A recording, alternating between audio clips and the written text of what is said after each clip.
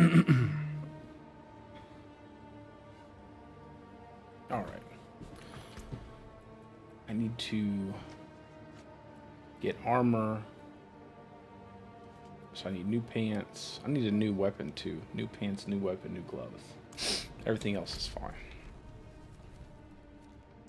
So we're gonna test some Lacerate, and then probably test some Cataclysm, and then Shred, and then do some do the pit.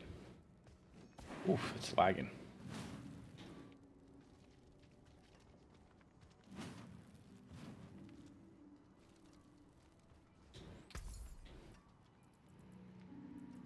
Let's go ahead and get another weapon.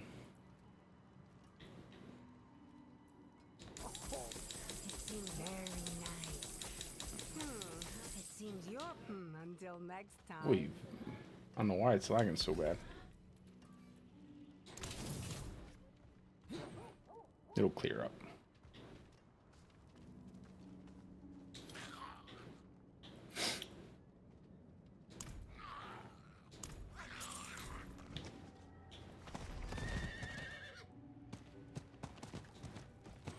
We'll do it this way just so I don't reset anything on my character. I need a two-hand mace. Break the first one I got.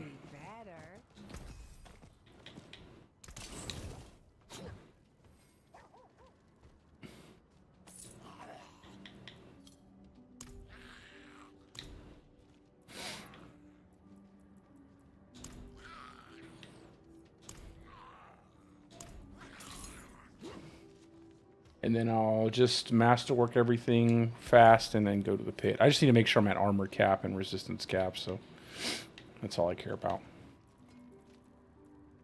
I don't care if I have perfect everything.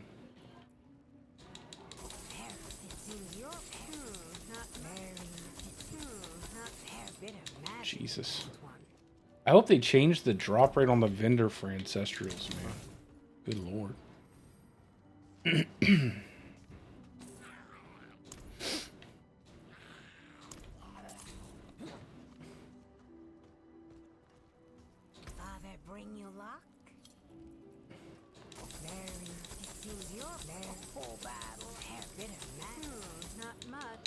Until next time.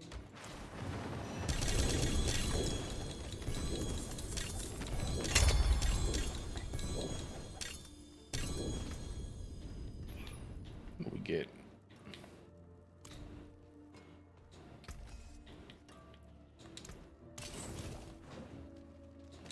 I'm also testing Lupine Ferocity too with the amulet at the same time. Feels pretty good. Doesn't feel bad at all.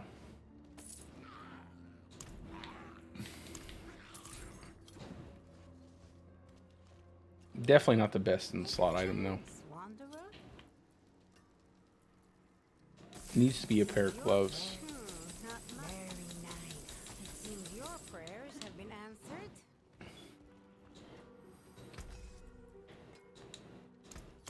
Anything breaks, the forge is hot. Let me look at these real quick. I think I will just make a new character and then just get the gear that way. I'll do like alt builds too because I want to do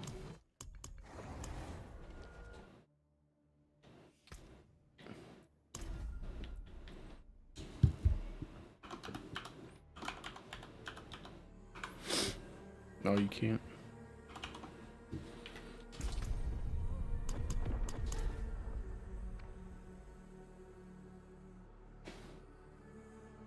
It's easier just to do it this way.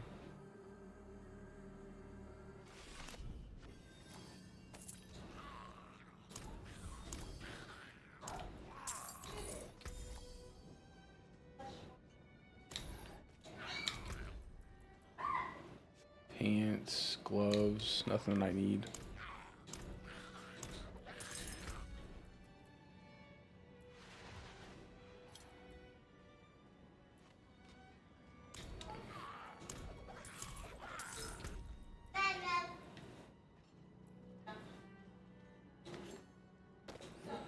armor.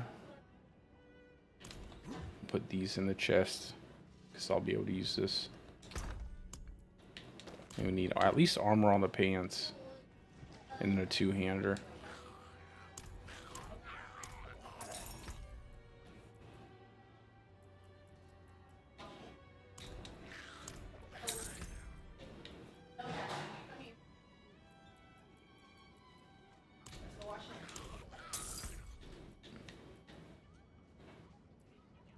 Dang, how hard is it to get armor on pants?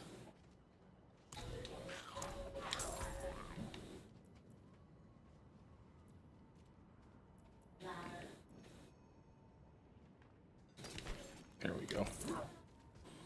Take the pole arm.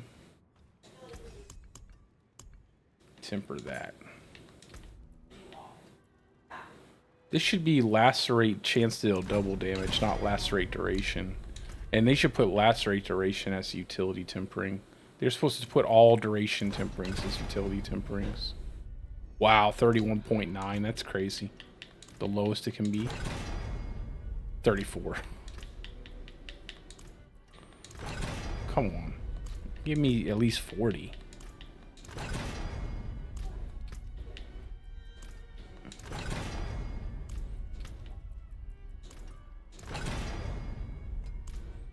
That's whatever.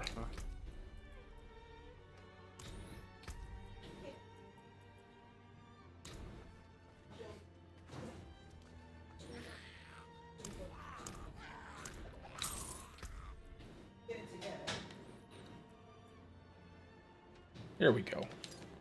Armor on the pants. It's good. And then hopefully we can temper in some lacerate duration on the axe.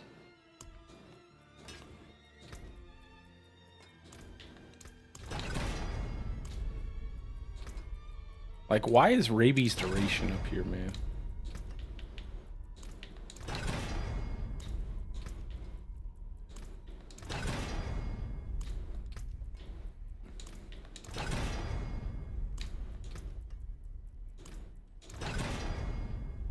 That's good enough. And then we'll go for some overpowered damage. That's fine.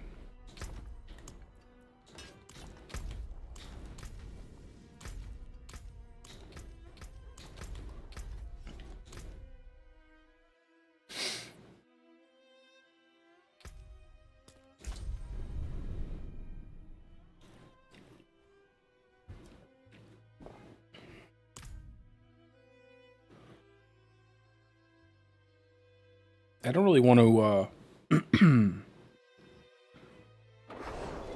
I don't really want to spend too much time doing the seasonal stuff, to be honest.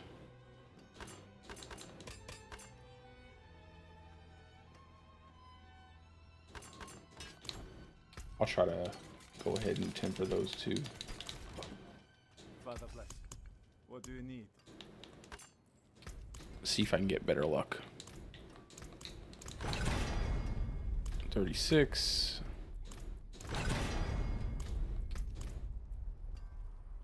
Well, how high was that shred? That's a perfect. We'll keep the shred because I'll probably play around with a little bit of shred too. And we'll go with werewolf. No, yeah, werewolf crit. We'll go werewolf crit. Oh. Come on. 2 7.8s. Sounds about right. There we go. We'll take the 10.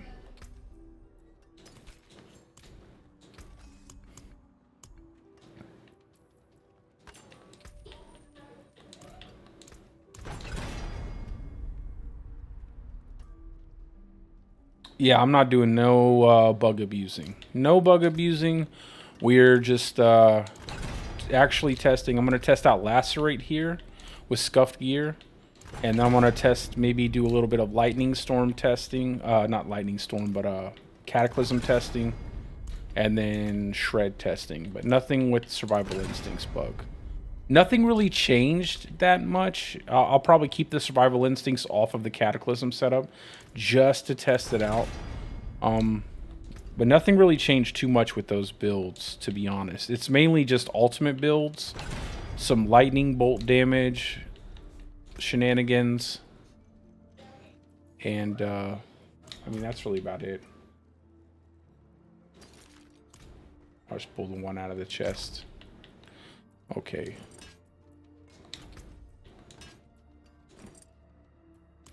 I pull the gloves. And the gloves.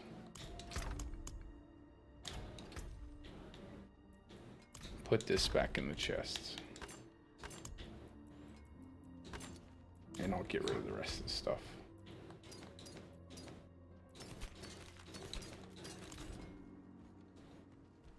Yeah, I think so far what I'm playing with is pretty good. Obviously, I don't have I don't have the GA flicker step that I would like. I don't have the GA to everything, but I'm trying the new Malfic Crescent. Now, I did tell a person already that I think that they should change this amulet to a set of gloves. And if they change this amulet to a set of gloves, instead of feral aptitude, they give it werewolf skills, and instead of movement speed, they give it crit chance or attack speed, it'll make Lupine Ferocity a possibility going into Season 7, and maybe even a good possibility. Instead of always going with Shapeshift, you can actually do some kind of werewolf, strictly werewolf build, And I think that would be a massive change and a massive shakeup for different builds. But this amulet needs to be a pair of gloves. There's no reason it would have for us to have a unique amulet on the Druid.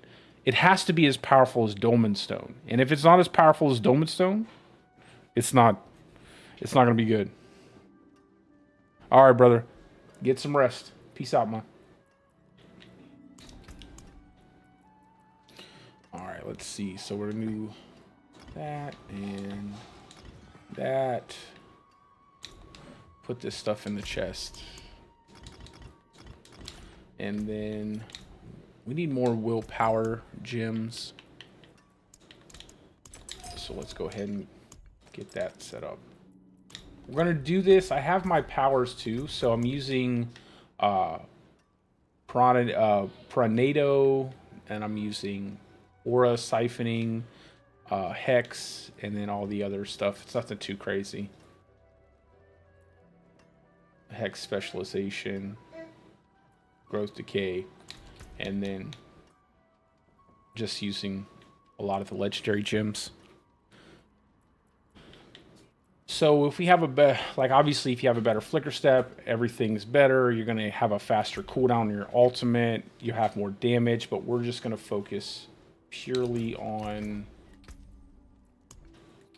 trying to just to see where we can get with kind of jacked up gear. Nothing too special. I got to roll some resistances on these gear pieces. What will it be?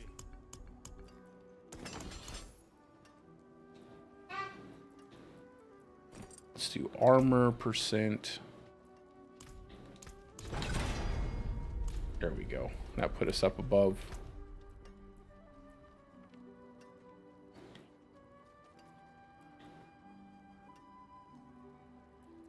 Yeah, see, this is where duration should be for your Lacerate rabies. It should be in utility, and then we need that chance for Lacerate to deal double damage, chance for rabies to, deal double damage type stuff.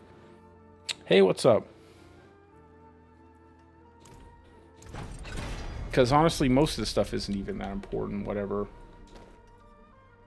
we get from here. We'll go overpower damage on this too.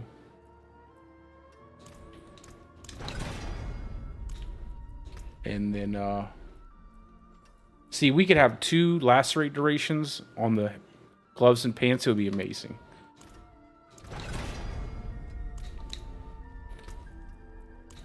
And then we'll go ahead and throw some different affixes on here.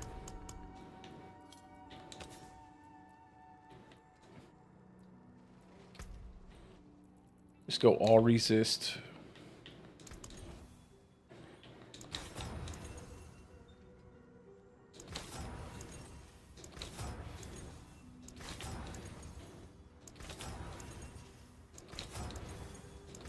We don't really need this. We won't need all resistance stuff like this in the when the season comes out, but it'll be useful for right now while we're just kind of testing stuff to make sure we don't die in the pit when we get to tier 4. They also need to rework this enchantment system, man. It's ridiculous. It costs too much. It's too annoying.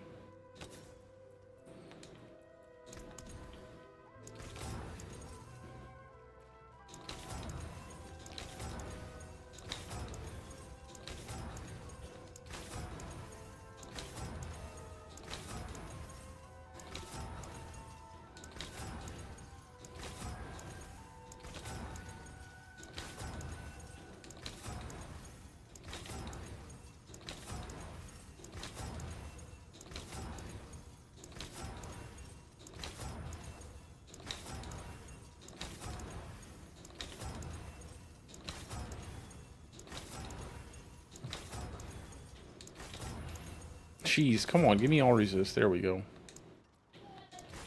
Good lord. Alright, we should be good. And then I'll just temper everything, masterwork everything real quick. And then change my, I don't even care what it is.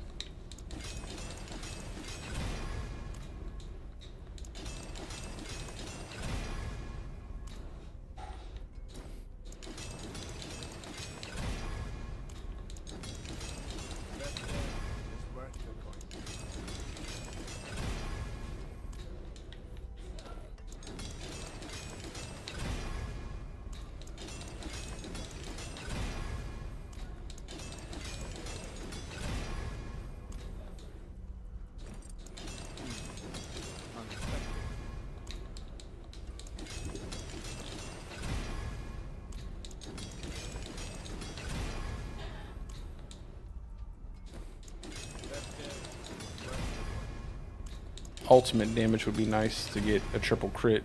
That's going to be what I'm going to be looking for. Is GA to ultimate damage with a 4-second cooldown when the game goes live, when the season goes live. And then just pumping that ultimate damage. Unexpected. Come back if you need work. And then obviously with an Erida's, you just want that ultimate cooldown reduction. You can get up to, it's a pretty hefty chunk of ultimate cooldown reduction, so. Oh, I didn't farm it, brother. I got it from the vendor. I'm not doing that now. Not on a PTR. I'm not farming nothing, yo. I'm going to go right over here to this guy. And I'm going to go down here to crafting materials. And I'm just going to get all materials. Over and over again. That's how I farmed it.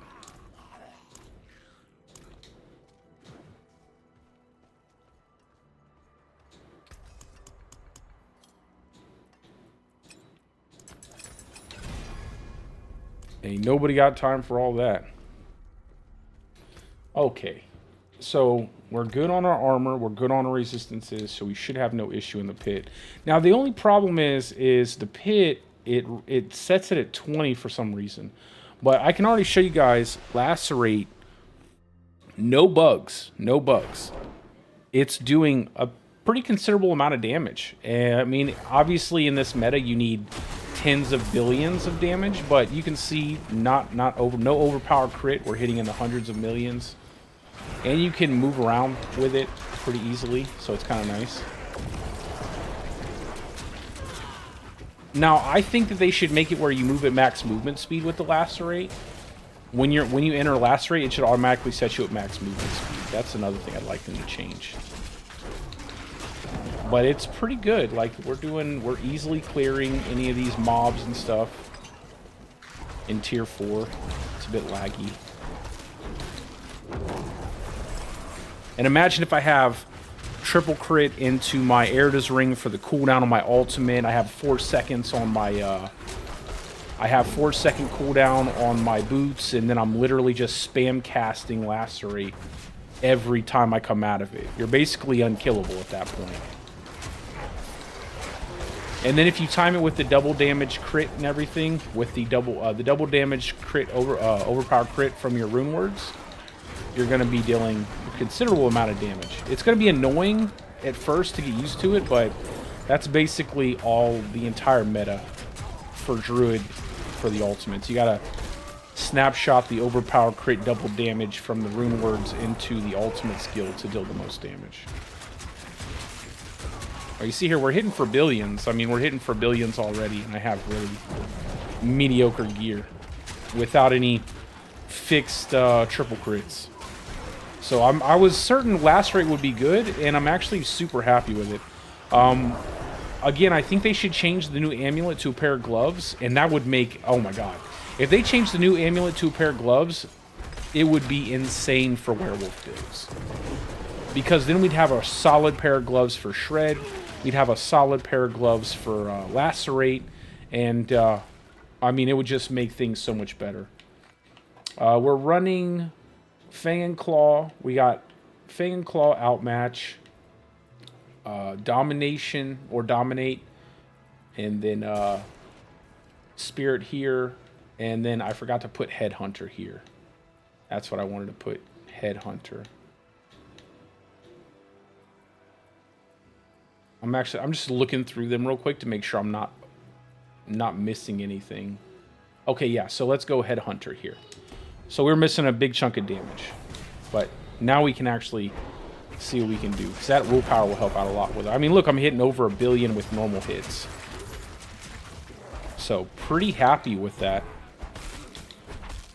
I have to test it, but bro, Cataclysm was already a top tier build in Season 6. It's going to be ungodly powerful in Season 7.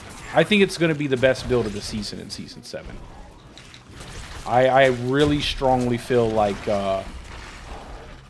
with the way Cataclysm is hitting right now on the live server, it's going to be absolutely ridiculous with all these changes to ultimate skills, with lightning bolts going into your with lightning bolts being added to the Mjolnir ring as part of the damage buff you get to your Cataclysm.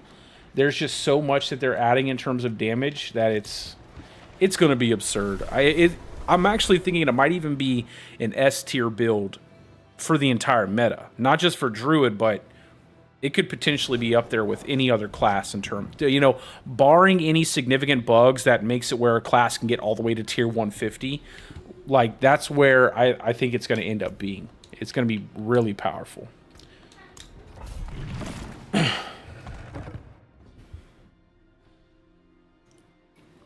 Now, there is still currently a bug with Cataclysm that allows you to, when you snapshot your double damage overpower crit into Cataclysm, that persists even after you refresh the ultimate.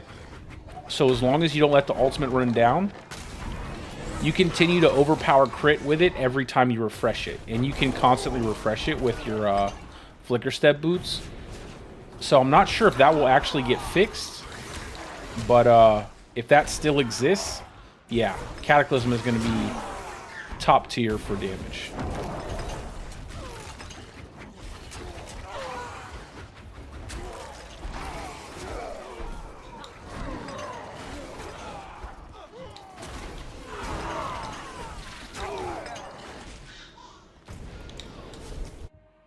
Man, some of these, I'm having a great time with a lot of these seasonal mechanics too.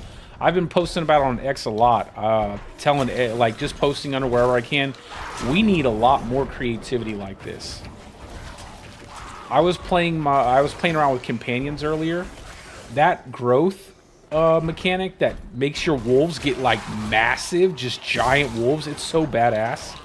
Like, we need stuff like that in the game ASAP. All over the game, everywhere in the game, on every skill, something really cool, some cool change.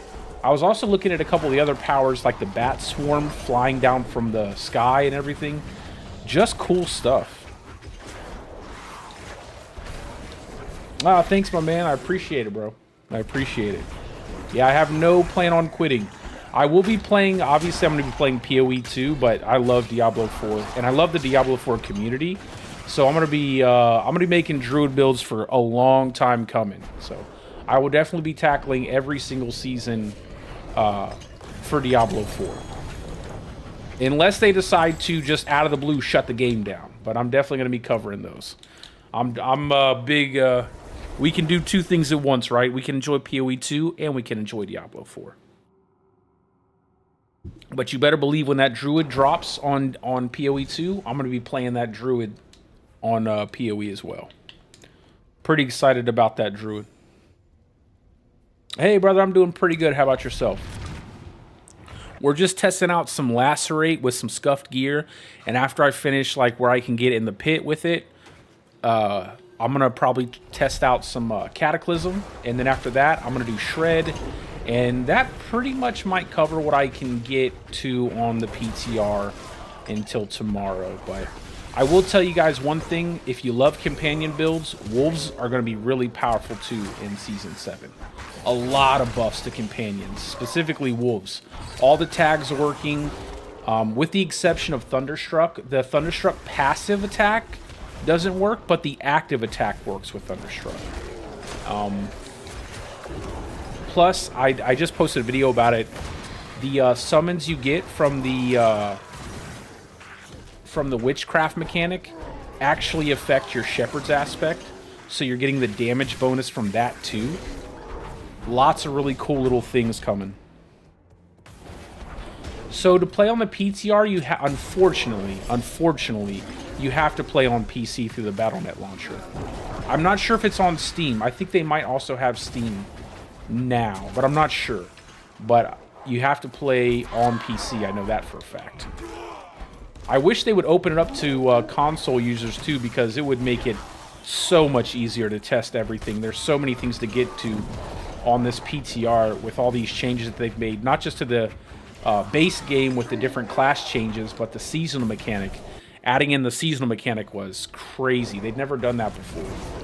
And unfortunately, because of the delays with PoE 2, it's coinciding with the PTR. So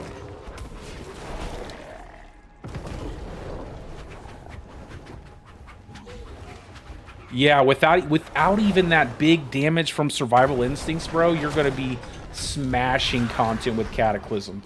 Now imagine when they fix that, you're gonna have that massive multiplier plus overpower multiplier too, bro. Cataclysm is just gonna be crazy strong. It's gonna be crazy strong. I'm not looking now. I will say, I'll give you guys my opinion. I'm not really a big fan of that play style. I'm not a big fan of the overpower snapshot, the overpower crit snapshot. I feel like it slows you down too much at first, and it can be really annoying to get used to. But at least it's something. At least it gets our class like up there in terms of damage. And I don't think, you know, there are a lot of other builds that are really going to be shining in Season 7 too. Your Boulder Cane build is going to be looking good with the changes to Obsidian Slam. Same thing with Landslide. It's going to be looking really good too. Like I said, your companion build is going to be amazing. Shred is getting a lot of good buffs. But ultimates just seem to be getting a massive amount of love. Oh yeah, I love the Druid, bro.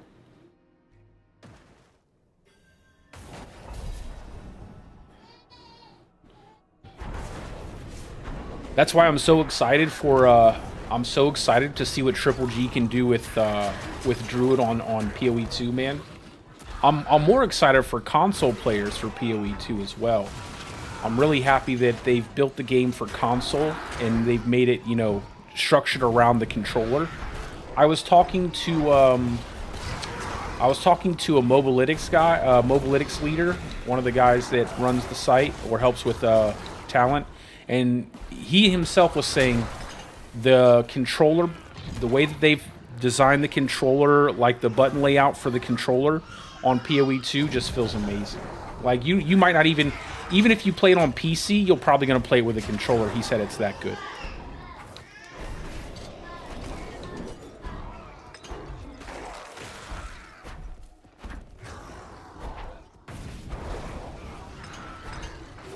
Awesome, bro. Yeah, I'm happy, bro. That makes me feel really good to know that I inspired you to start doing some content, bro. That's awesome, my man. That's awesome. Yeah, everybody, you know, if you feel like you got a creative bone in your body, I've been having a great time this past year uploading content myself, and even if it doesn't even matter, like you just do it for you, it's a great time. So I'm happy to hear that, bro. I'm definitely happy to hear that. And I'm happy you're expressing yourself in a creative way.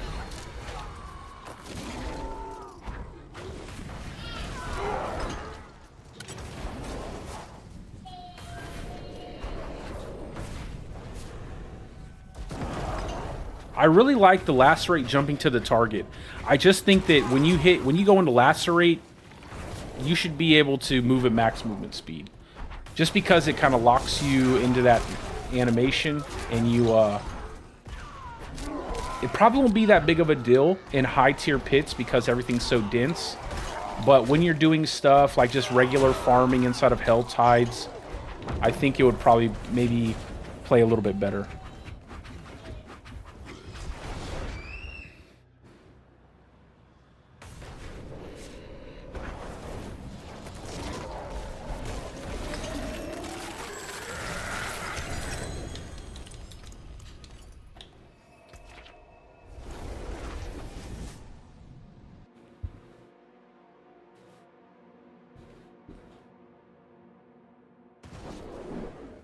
I just wonder how high we can scale this crit damage, though. That's one thing I am interested in, because I only have a 100 multiplier, so that extra 50, I'm missing that extra 50 here, and that werewolf critical strike damage roll is crazy.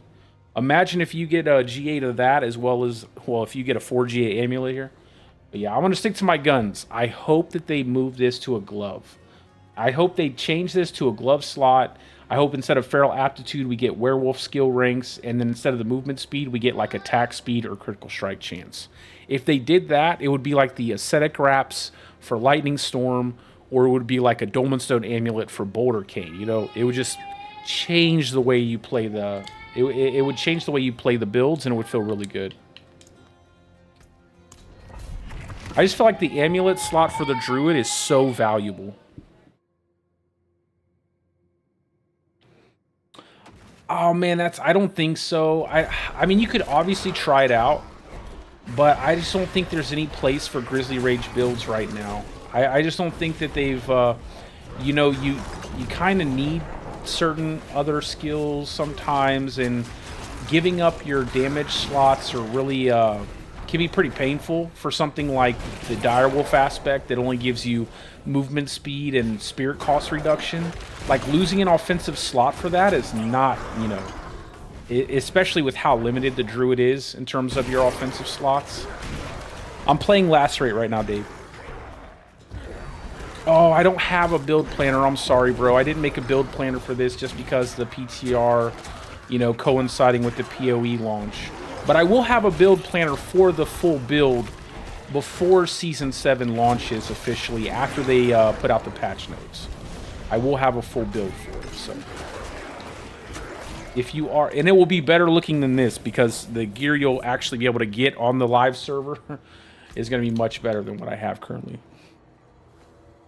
But I can show it to you after I get out of this pit real quick. I have not tried a bolt-only build. Although it does look pretty strong, I have not gotten a chance to try it. I have tried out a little bit of Shred. I did Companions. I'm doing Lacerate now. I did some bug testing and stuff like that as much as I could. I just haven't had a ton of time yet. And I'll probably do some more PTR even after PoE launches. I might not do it on stream though, because I have a pretty busy couple of days coming up where I won't be able to stream or really put any content out, unfortunately. But it is what it is. You gotta do what you gotta do. But I haven't got a chance to try just a bolt only build. Although I would imagine a bolt only build will be pretty strong, but I'm not sure how it will kind of settle in terms of the meta.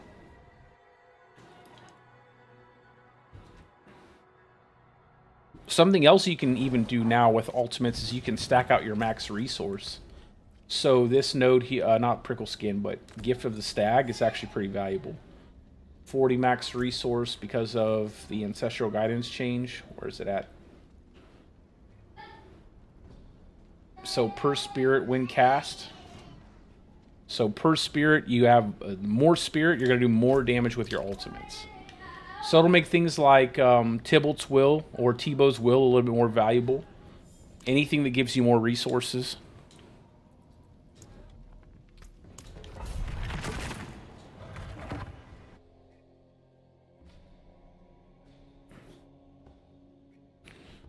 Oh, it is broken, bro. Did you see the multiplier? It gets to like over 600 multiplicative damage to your lightning bolts. Then that gets added into your Cataclysm.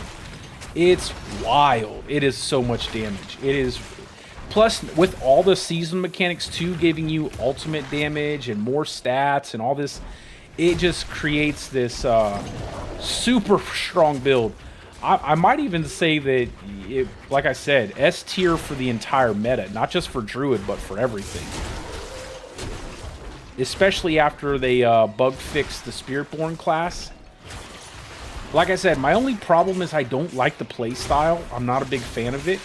But if you're looking for damage and you want to play the Druid, that definitely is going to do the job. By leaps and bounds.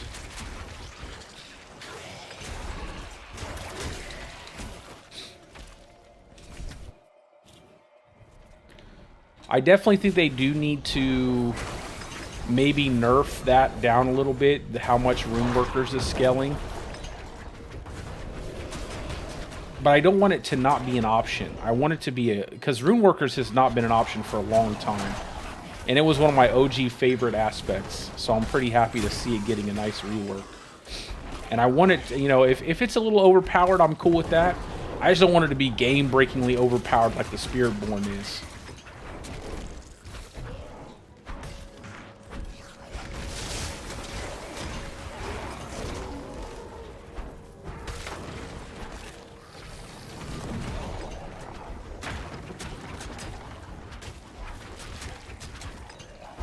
Oh, you know what else they need to do, man? They need to change the audio, the sound effects on this Lacerate. It needs to sound more impressive.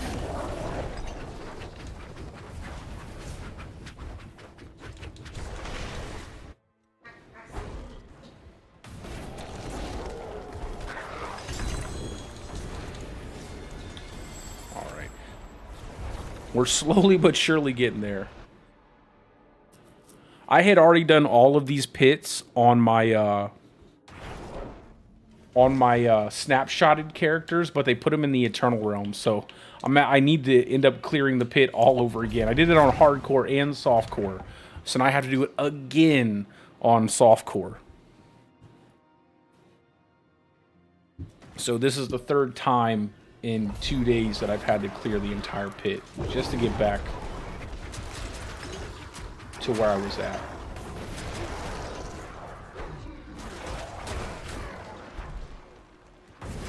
Yo, have you tried out the new Bomber rune word? It's actually really nice.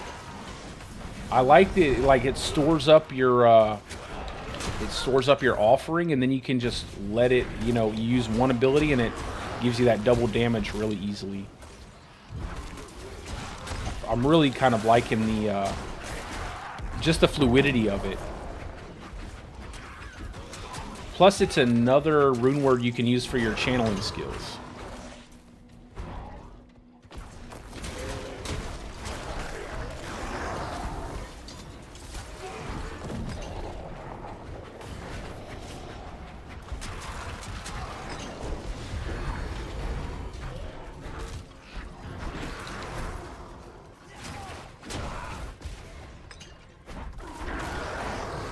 I love that Piranha NATO, bro. This is what I'm talking about, guys. This creativity, this kind of stuff, man. We have been needing this kind of stuff forever. I just don't know, like, did you see that? I was doing 6 bill, 9 bill there. This is the kind of stuff we've been needing for such a long time in the game. It's so refreshing to see stuff like this. And, I hope they leave this stuff in the... I already posted about it, but... And I'm going to add it to my review of the PTR tomorrow, but... I hope they leave a lot of this seasonal content in the game if it's this good, because we need something different. I mean, we need some creativity like this. We need stuff that we can use all the time. Not stuff that just keeps going in and out every single season.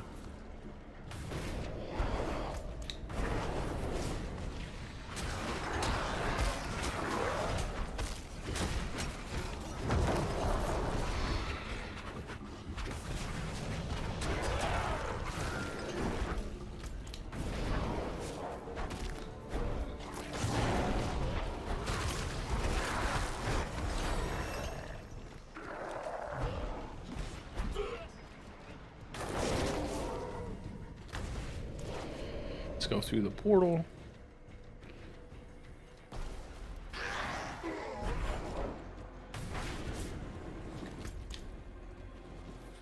Now we need is a mini map.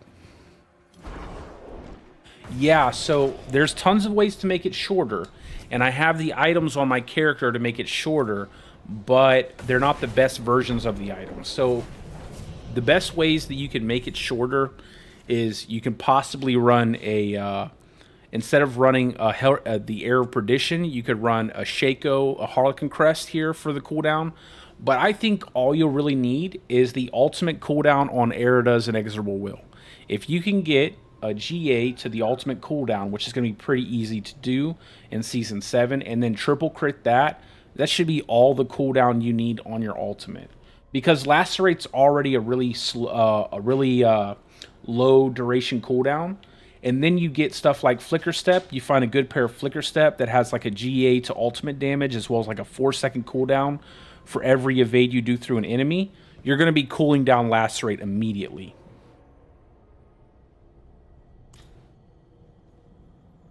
Oh, I agree. That would be dope. Bro, if they made it where you, in Grizzly Rage, you just became like a feral werebear, that would be dope. I'd love to see that.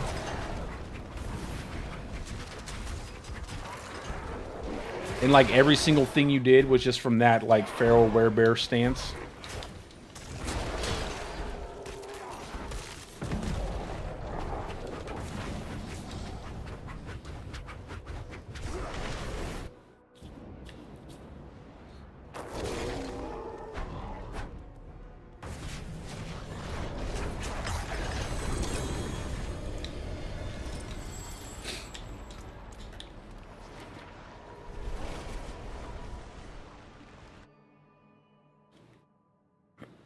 Yeah, I would definitely love to have more opportunity to play pure bear or pure wolf builds. They just need to add more to those setups. There needs to be more aspects or more gear pieces built around those specific ultimates, I think. Because I think the rank 5 for Grizzly Rage isn't even that good. It's like, let me look at it real quick. What is it? So, Grizzly Rage... Yeah, see, like, casting Grizzly Rage knocks down surrounding enemies. That is such a bad... let me write that down. Let me write that down, because that's actually really bad. That's really, really bad.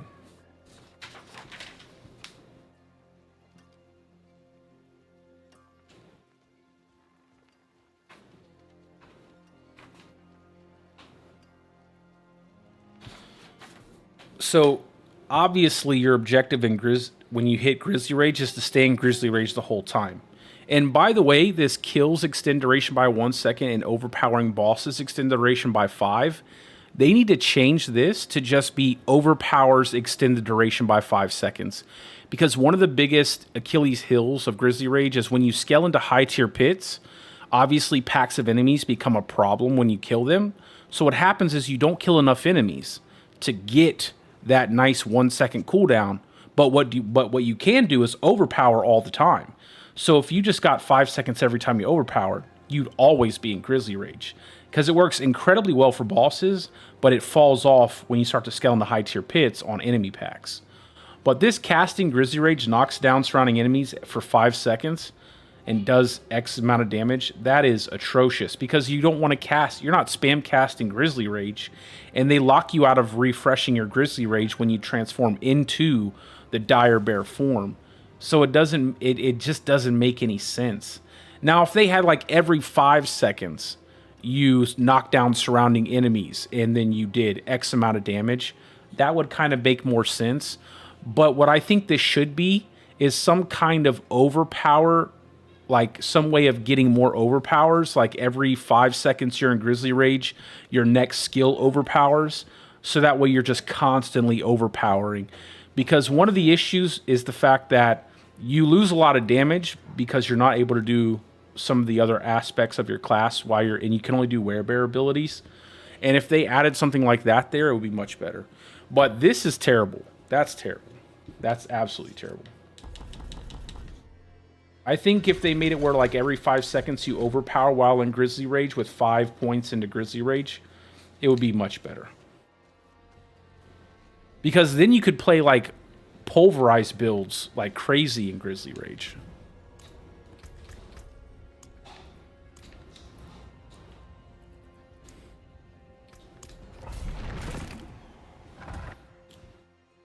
Because I still think that pulverize is going to need a buff.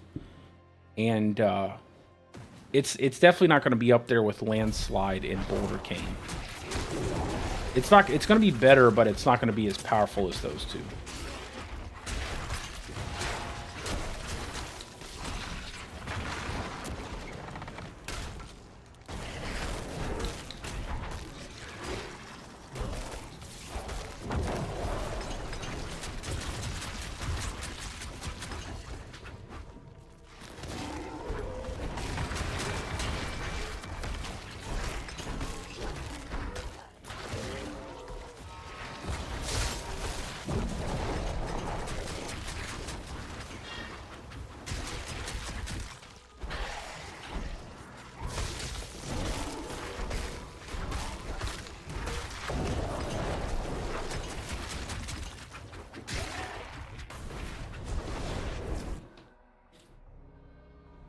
Yeah, I feel like the only problem with Lacerate is because we're in overpower crit meta.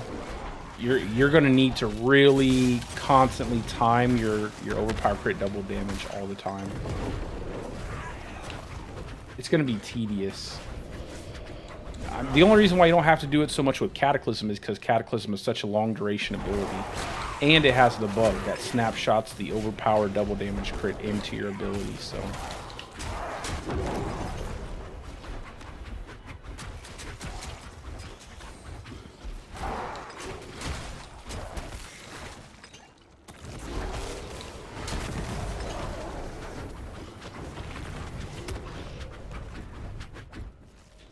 Yeah, I don't think they need to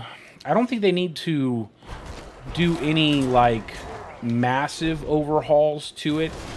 I think though having a nice cool animation would be nice. Definitely changing the look of your werebear more maybe, and then obviously buffing it up so it's more competitive in the meta.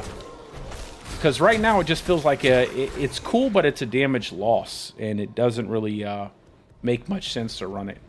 You just end up running stuff like Bestial Rampage, and the Wild Heart boots are so damn strong. It's like, why would you run anything else?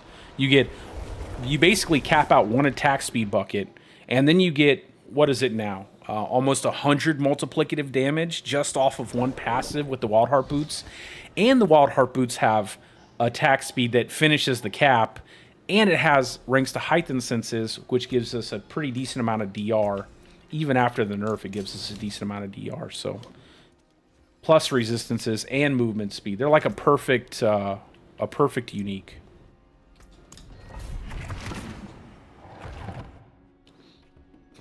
I think they need to make a pair of boots for Grizzly Rage that kind of resemble the boots from Wild Heart, where it gives some kind of cool bonus. Maybe add something to the passive.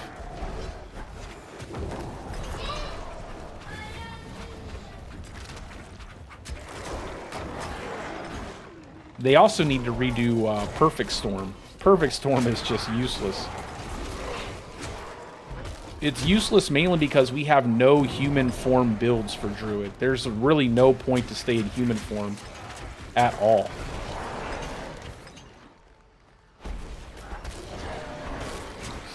Same with Earth and Might. Getting critical strike chance is so easy now. Like, you're not even going to use Earth and Might. Earth and Might's useless. Perfect Storm is useless. Nature's Fury is the coolest passive, in my opinion, that we have. But because the damage is so high on the other passives, it just makes even Nature's Fury pretty useless. Although I love Nature's Fury. To me, that's like where all the key passives should be. Having some kind of cool creative way of adding to the class instead of just flat damage. I feel like flat damage is just boring.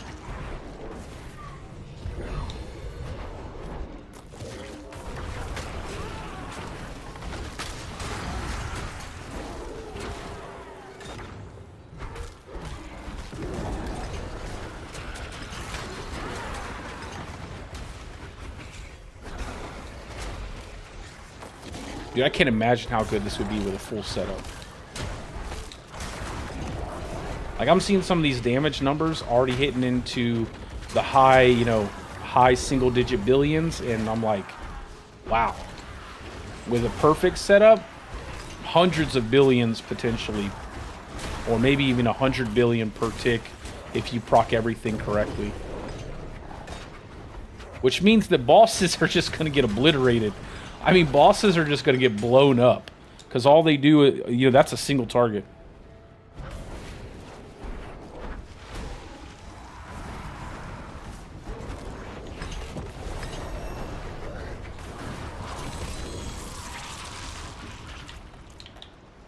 Yeah, Lacerate's definitely going to be a build. I don't know where it's going to end up in the meta.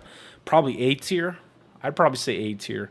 I'd say Cataclysm is head and shoulders going to be S tier. And then I would probably put everything else in A tier, like Lacerate, Companions. Man, it's going to be hard because the Druid builds are so close together. It's hard to say. I would say like Pulverize is going to be B tier or C tier in the meta. Stormclaw is going to be F tier. Now, I will say maybe you could make a Stormclaw Lightning Bolt build. That might be pretty interesting. But you probably wouldn't even use the Crone Staff. You'd probably just go ahead and use a regular two-hander with like Claw and Maul and just swap back and forth between the two.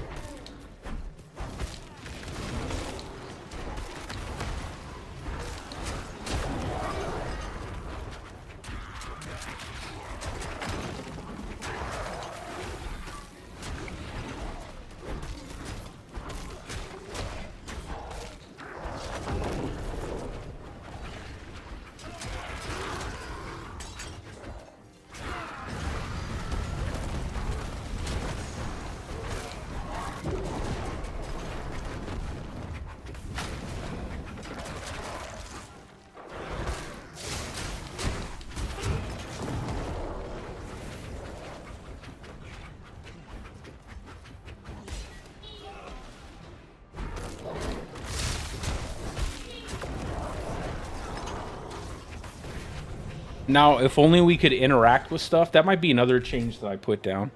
Like, interact with portals and stuff while you're inside a Lacerate, interact with doors, stuff like that.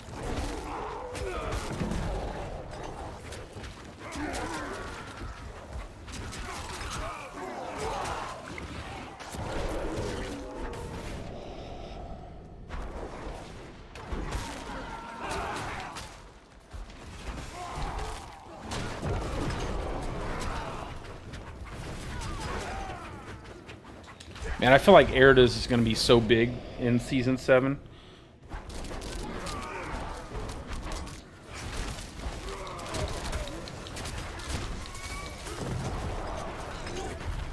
All the willpower stacking that you can do now to get more damage out of your lightning bolts.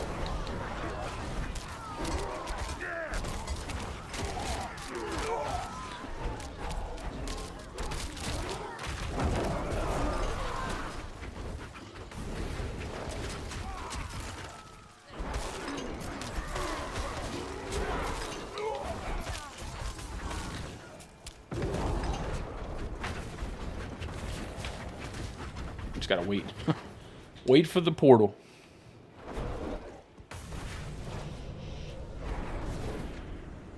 Mother. Din mother.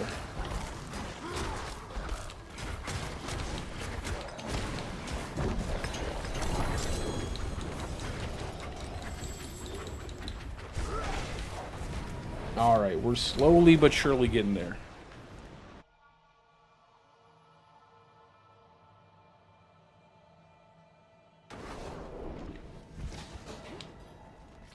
Oh yeah, I wanted to go ahead and... So I'm using Air Perdition, Shroud, a pair of gloves. Oh, I think I forgot to change this too. I did. Look at me. I forgot to change these aspects. So let's go ahead and change those real fast. So this is going to be down here. Wait, up here.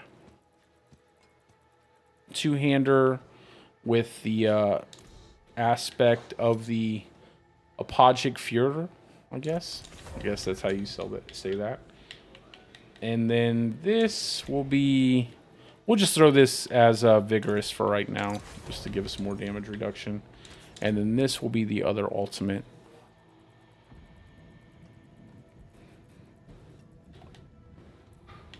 Although you probably could just use something like... No, never mind. Yeah, we're just going to go ahead and use this.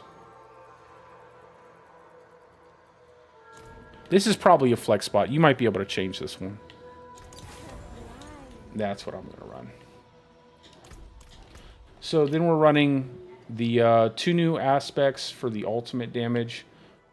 And I'm just grabbing armor and resistances to meet cap. Flicker step boots. And then duration on the rabies. Like I said, lacerate. Like I said earlier, though, they need to take the duration, lacerate duration, grizzly rage duration, rabies duration. They were supposed to move these all to utility in, I think, Season 5. All of these durations were supposed to be moved to utility. But for some reason, they only moved hurricane duration, and they left all the other durations. So all these durations need to be moved to utility, and we need chance for lacerate to deal double damage, chance for rabies to proc for double damage, stuff like that. But lacerate duration, overpower damage, Ring of Starless Skies, Erida's Inexorable Will, and then the new amulet, which they need to take this amulet and turn it into a pair of gloves. And then we can have the amulet slot opened back up.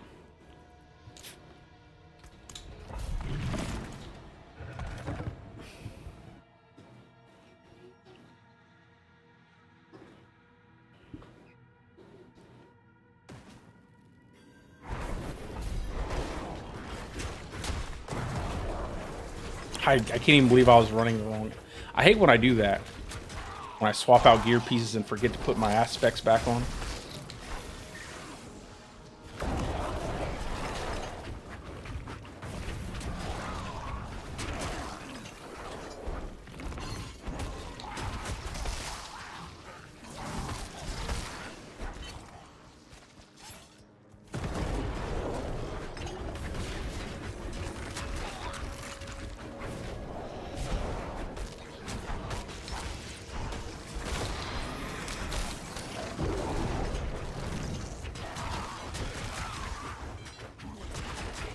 I mean, even just doing the double damage without the overpower crit, we're hitting for half a bill.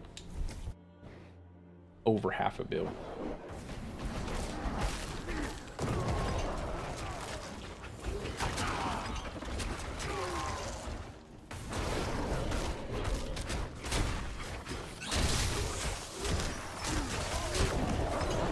Oh, I hit a 29 bill. Did anybody just see that?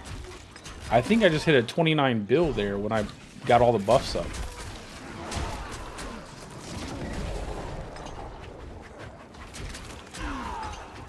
Seasonal. I got locked out of the seasonal one. I didn't get locked out, but when they shut the vendor off so that way they can fix the crashes, do the seasonal. You definitely want to test the seasonal powers. There are a lot of interesting little interactions with the seasonal powers. But I think I just hit like a 29 bill with this trashy gear. That's actually pretty crazy. I'll have to go back and look.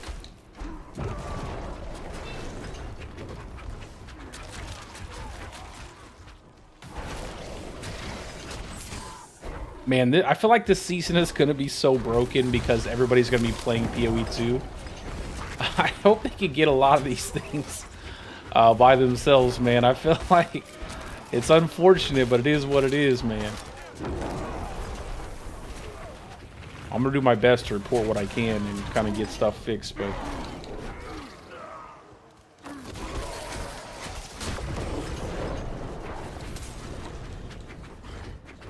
I'm going to have to look back, though. I think I definitely hit 29 bill there.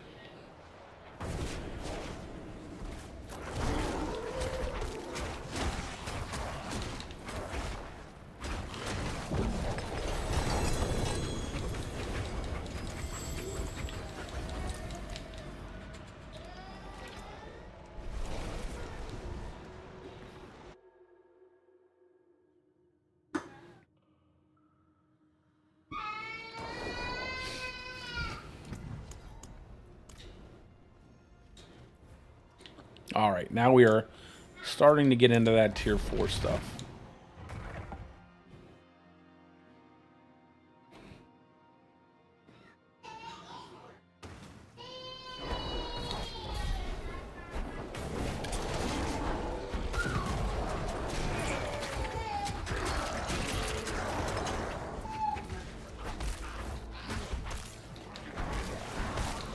Are y'all torturing my son?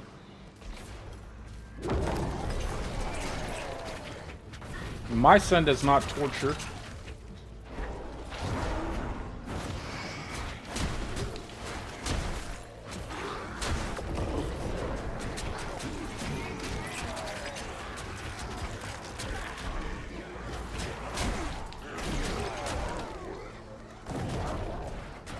Oh, something else I want you guys to notice about the new power that you have. What is it called? I think it's the siphon one that lets you pull life and no, it's just willpower. It's primary stat from the enemies. It actually keeps, it snapshots it, so even if you're fighting one enemy, it stays, like, look at it, it just keeps growing. So like I'm at 18 right now, even though I didn't just attack 18 enemies. For some reason it just keeps growing and keeps growing. And and it stays the same way after you fight. Even if you're fighting one enemy, it just stays 18 as long as you can keep the buff up and keep refreshing it before it resets. I'll look at the powers in just a second when I finish this. But as long as you're keeping the buff up and not resetting it, it stays at whatever the highest pack of enemies you siphon from. So look at that, 26 now. I'm sitting at 26% primary stat. And it just stays there. I don't think that's intended. It could be, but I don't think it's intended. Because if I get to the boss with that, it's like a massive boost to your damage.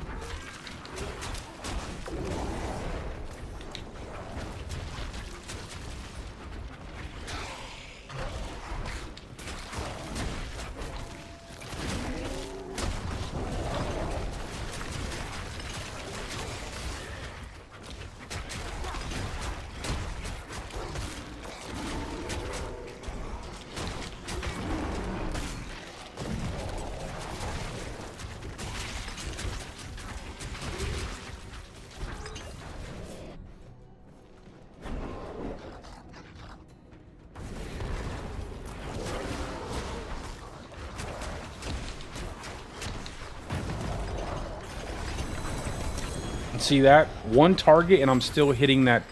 It is the yeah, the primary stat drain, which is this power right. Yeah, the aura of siphon. No, not the aura of siphoning, sorry. There it is. The soul harvest. So it's supposed to pull the life force, increase your primary stat by 1% for 15 seconds based on your nearby enemies. But what ends up happening is that it just stacks up and up, depending on what the highest stack of enemies you siphon from, and then it resets. I mean, not resets, but then it refreshes the buff. Even on one enemy, you'll still keep like 26 stacks. Like you guys just seen, I had 26 stacks and I was fighting one enemy.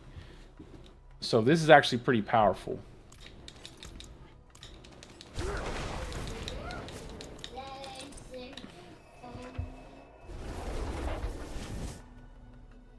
If I did not explain that clearly enough, let me know and I'll re-explain it in a much better way.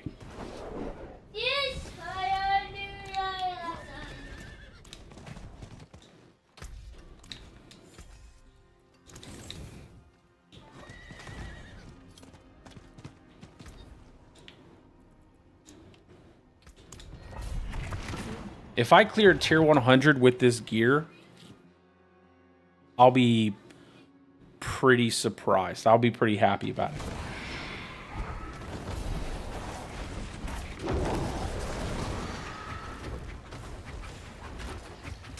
I mean, it looks like a damage that could clear tier 100, though, not gonna lie.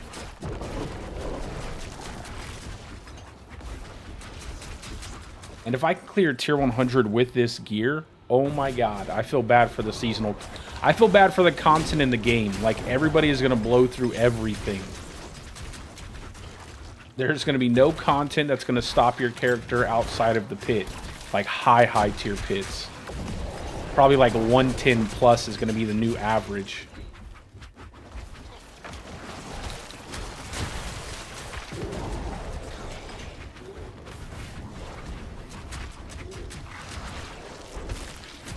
They're going to need to give us a Torment 5 for crying out loud. Oh yeah, I definitely seen some crazy numbers there. I couldn't really pinpoint it because there was so much density, but it looked like a lot of billions of damage.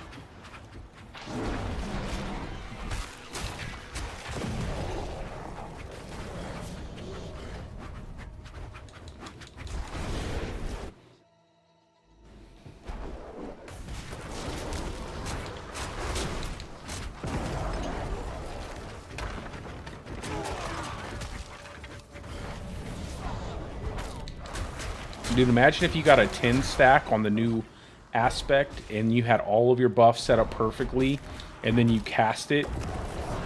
The damage would be just insane. Like a full 360 multiplicative damage to the ultimate. Like, that would be so stupid. Like, I have 38%. 38% primary stat. There's no way it's supposed to work like that. I don't think so.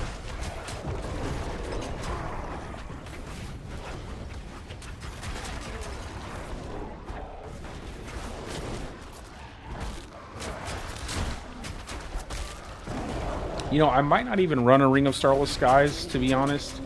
I feel like the buff would fall off in the middle of doing, like, your Lacerate. You have it for a decent period of time, but I could probably use something like Unsatiated, still get the multiplicative damage buff for werewolf skills, and I might have it up more consistently throughout the entire duration of it.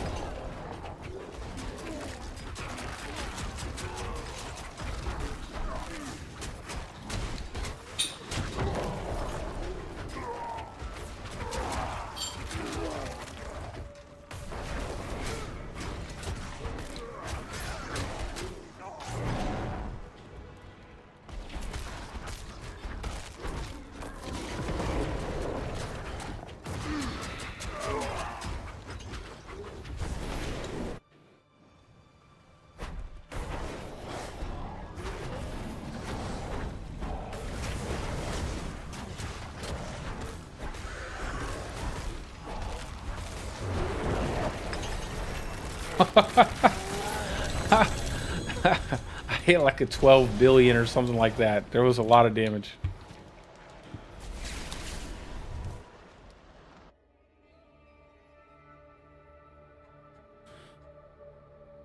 I posted that this would be a build on Reddit. They didn't believe me. Some of them didn't believe me, but this is definitely going to be a build, man. This is definitely... Lacerate is definitely going to be a build.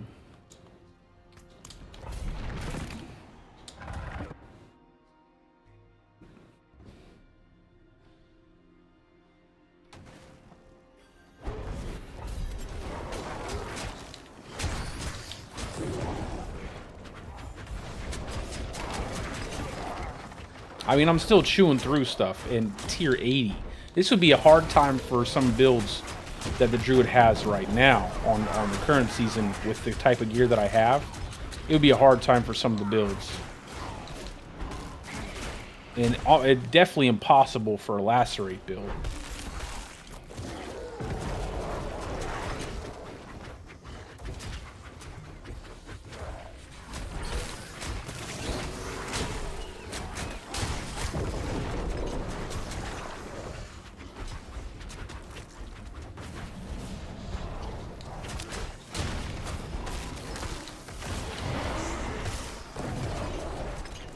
And the fact that Lacerate makes you invulnerable, you're just running around without taking damage, killing everything.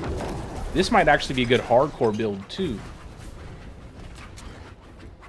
I might actually make a hardcore Lacerate build.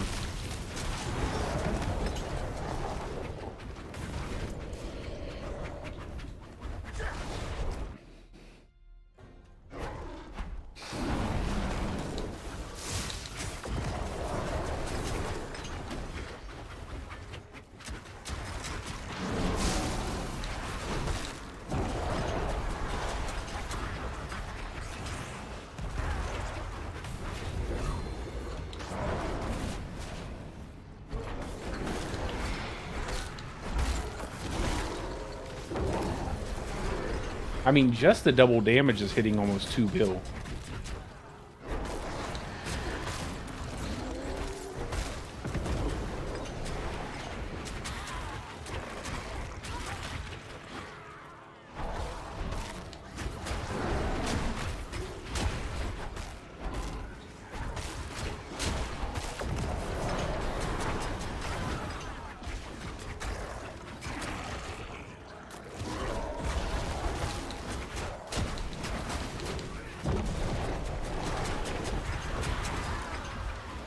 Imagine a triple crit in Lacerate duration.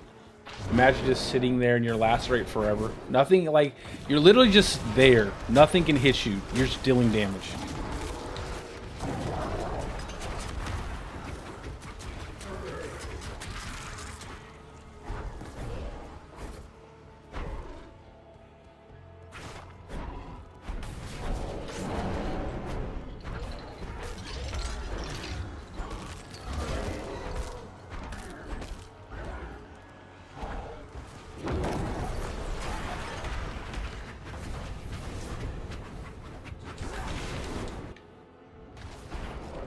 I like the duration on some of these seasonal abilities. It's kind of nice to have such a long duration. 44 billion. Did you guys see that? 44 billion damage with like scuff gear. 44 billion damage. Dang.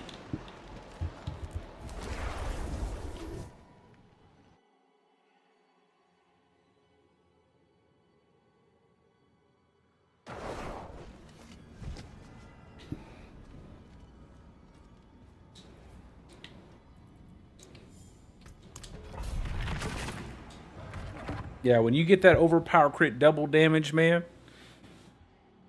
Now, now imagine getting a GA on your shroud to HP, buffing your HP to insane heights, and then you're getting all the gear the right way, the ultimate damage on your flicker step boots. Everything's perfect, and then you're hitting a Lacerate. Oh man.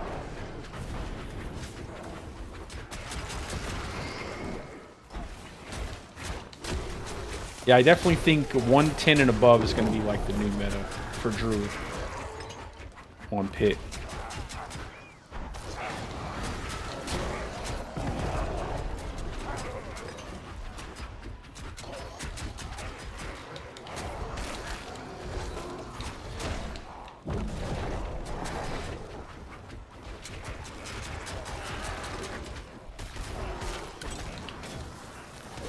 And to think that this is still going to be less powerful than Cataclysm. Cataclysm is just going to be a whole new thing, man. I've already made a Cataclysm build, so I know exactly how to make it and what I would change. Just swap out Edge Master, stuff like that. Stuff that you don't really need anyway. You're just kind of putting it there because there's no better option. You're just slotting in. I don't know, this new aspect though seems pretty interesting. The one where you cast the ultimate over and over again to stack up the damage. It just seems a bit clunky. Well, not clunky, just the fact that it resets at 10, which is good because obviously the multiplier is so high. And the base multiplier is really high too, so it's not like you're really losing anything. So you're probably going to put that in your build too.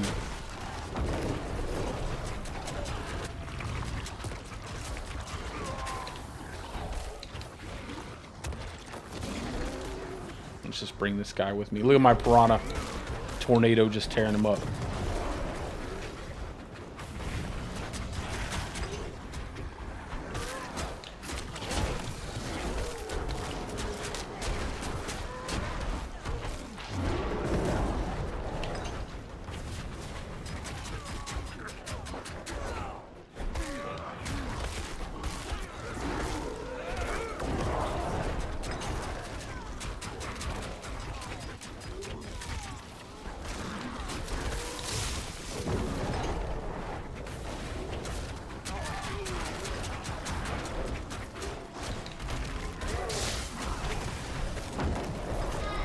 38 billion there.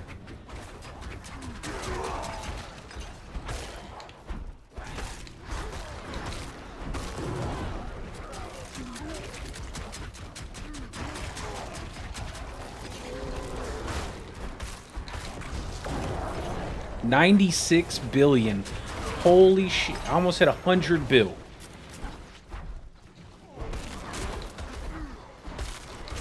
I do have a guide. If you go to one of my videos on YouTube, there I always put all of the link to all my builds in the description of my YouTube videos.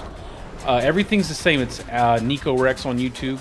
I have a Mobalytics page over there. I've updated my builds for the mid-season. I just haven't made a video for the mid-season builds. So just go ahead and go to the planner and use that.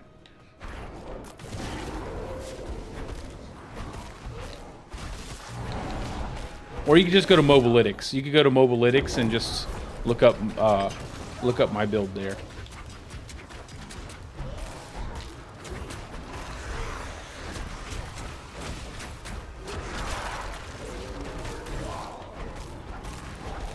All right, there we go. And none of that was overpower crit. That was just straight up double damage right there. Yeah, I'd work on the PTR. Anything, honestly, in the one bugged thing that's on the PTR is the survival instincts node, and if you run it with the ring that gives you wrath restores resources, you can just spam cast boulder. That's exactly what I did. If you go to my YouTube video where I cleared a 150 pit with boulder cane, I basically just used a normal ring with wrath returning resources and just to spam cast boulder, so I could just kind of bypass all the tedium of the boulder cane build.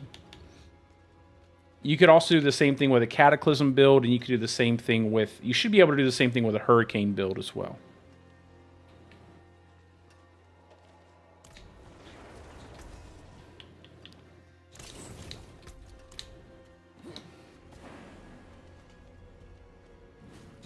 Yeah, I hope you have a good time on it, brother.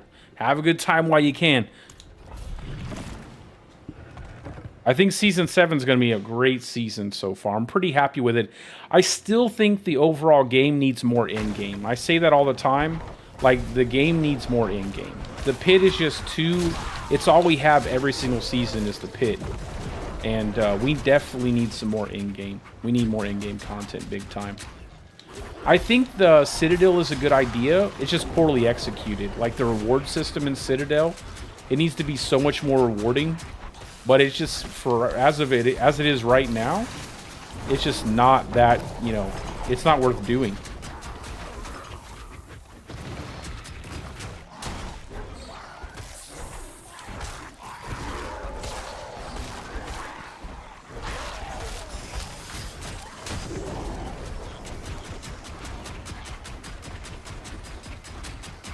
So that'll be the only problem, I think, with Lacerate, is getting those enemies with the shields. I don't think Stormclaw, like just Stormclaw, I don't think that's going to be a build, bro. I think that thing is dead, dead, dead. But is there a chance that you might be able to find some way to make a lightning bolt build that functions really well with Stormclaw?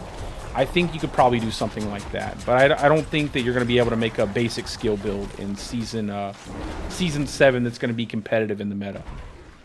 I know, bro. That's my favorite. Like, literally my favorite build is Stormclaw, but I just think they need to I think they need to change the Crone Staff to work a little bit differently for that to be a viable build. I think it needs to be almost like the reverse of the Kepaleka, where instead of your core skills turning into basic skills, they need to make it where like your Stormclaw procs Lightning Storm or something like that. And then I think it would be much better, where you're still getting the enjoyment of playing a Stormclaw build, but you're getting the power of that Lightning Storm core skill. And it would make it where you could use like the ascetic wraps with a Stormclaw build, stuff like that. But as of right now, unless they decide, which I highly doubt they're going to do, unless they decide to just amp basic skill damage to the moon for no reason whatsoever, Like, I don't foresee a basic skill build being possible. Unless there's a bug. Unless there's some kind of bug or I'm overlooking something, I don't think that's going to be a possibility. Yeah, I love the build, man. It is a lot of fun to play, too. It was actually the first build video I made for my channel. So, I would love for there to be a return of the Stormclaw.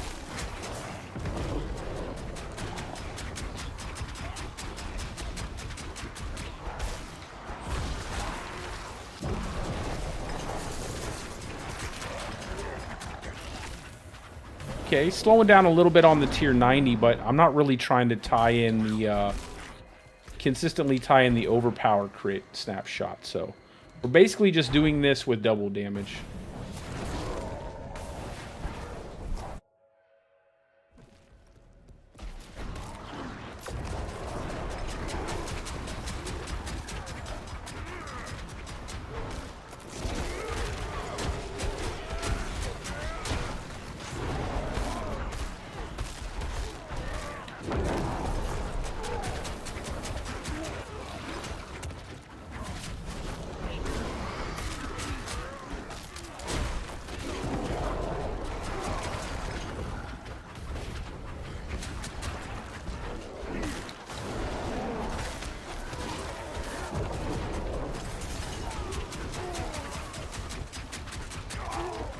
Yeah, still pretty good damage. It just means that you'll be able to farm the rest of the content pretty easily. You won't have to, like, go crazy trying to hit combos every single time you're deciding to do some content, like Hell Tide or Infernal Hordes. You'll be able to casually farm that stuff without needing to go crazy with your rune words and snapshot overpower crits and stuff. But when you're pushing for that high tier pits, maybe trying to be competitive on the unofficial leaderboards, you're definitely going to have to focus on hitting those double damage overpower crits, much like you're going to do with Cataclysm and any other ability that you're going to... Anything that requires that, you're going to have to do that with.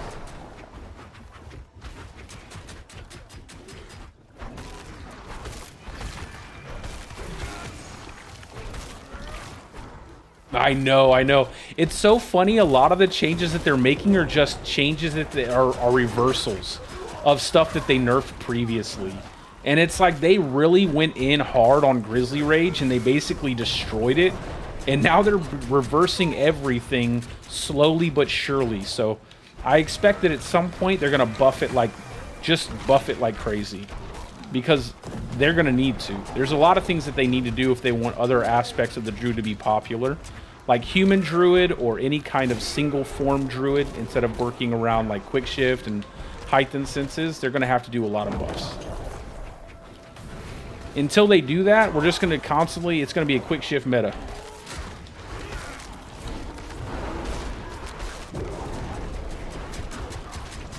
At least quick shift is much friendlier now though.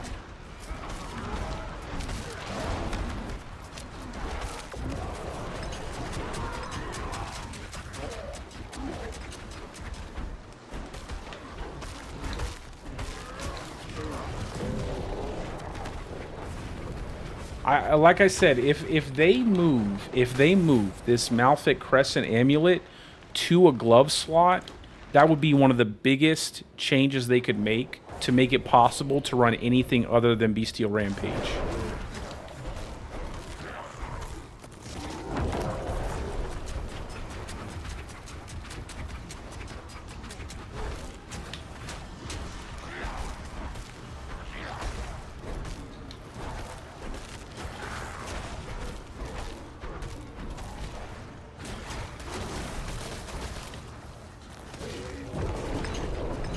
And there he goes.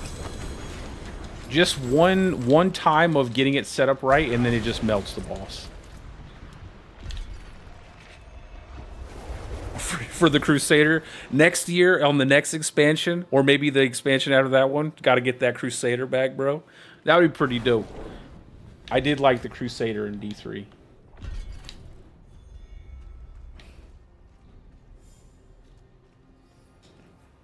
Get that horse back, ride around on the horse with the chains, pull everything everywhere.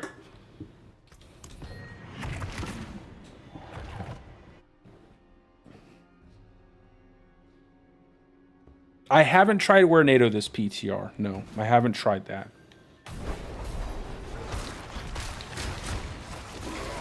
But it's not a bad build. It's definitely not a bad build.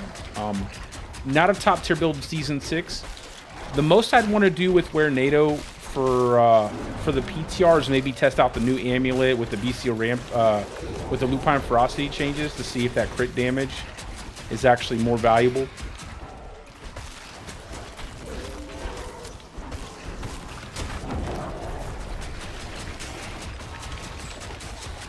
I want to pull this stuff in here.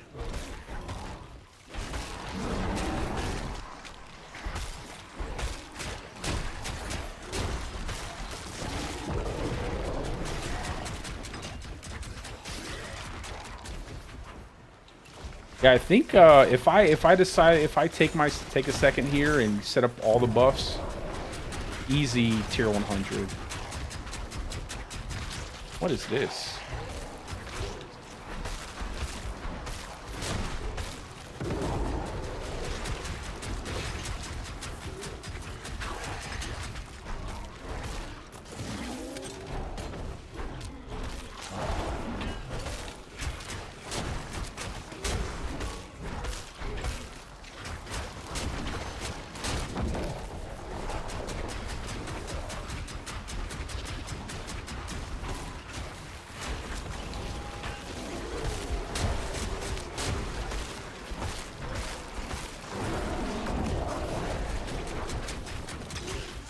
Yeah, as soon as you can get that shield guy out of there.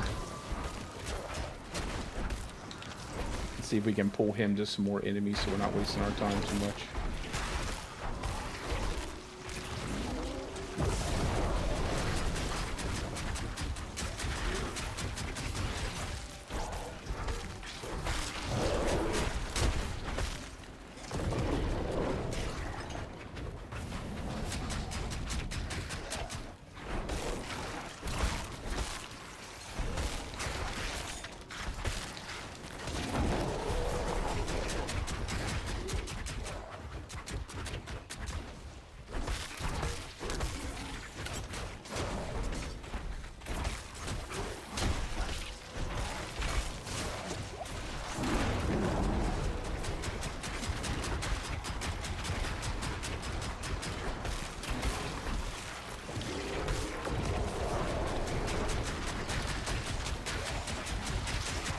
Now we're hitting 2 bill, 3 bill.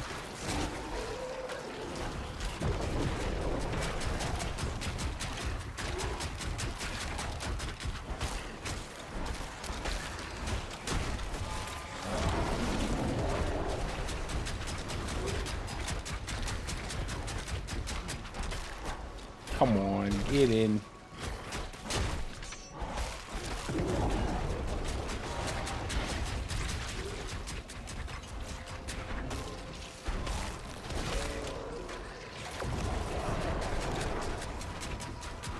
I think I have mine as set to movement too, so maybe I'll try to tie it up to something different. I think I have Bach for the move 5 meters.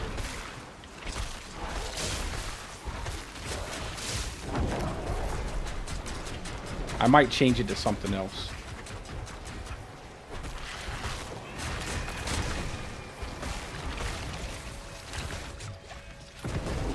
There we go. I think just the overpower crit will do it, to be honest. I don't even think I really need to hit the double damage for a tier 100. Just the overpower crit will probably get it.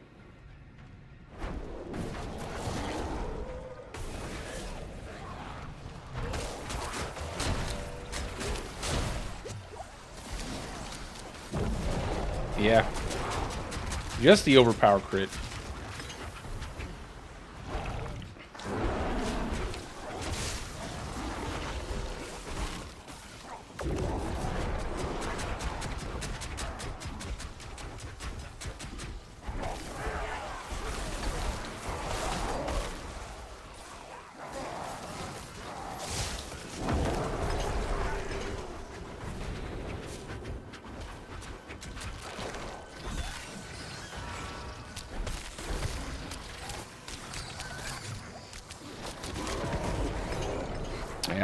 billions and billions, guys. Billions and just billions of damage already.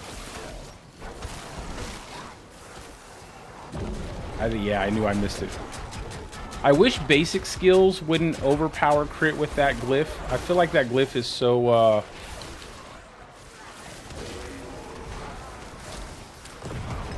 so much harder to activate that they should probably take basic skills off of it. But that might actually affect other people's builds with it, so.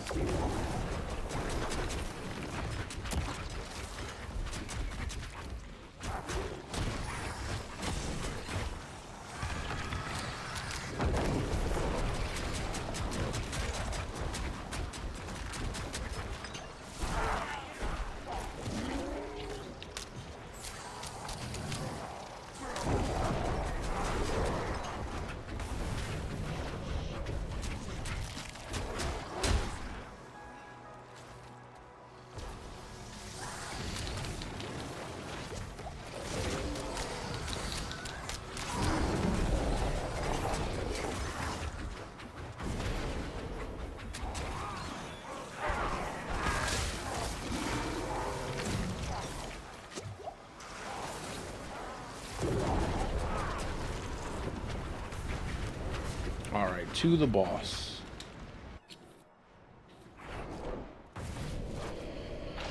Hold on, I'll scroll through the chat in just a second so I can answer you guys.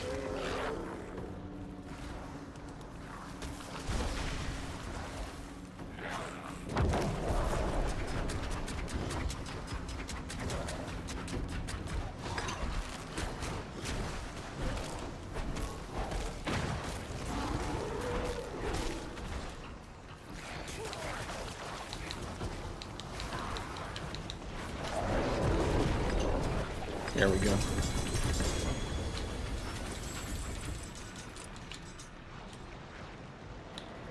You can tell I don't play this kind of meta. No, PTR is not open till season starts. It lasts for 1 week, so I think it ends on the 11th. I think it ends on the 11th. Don't quote me on it, though.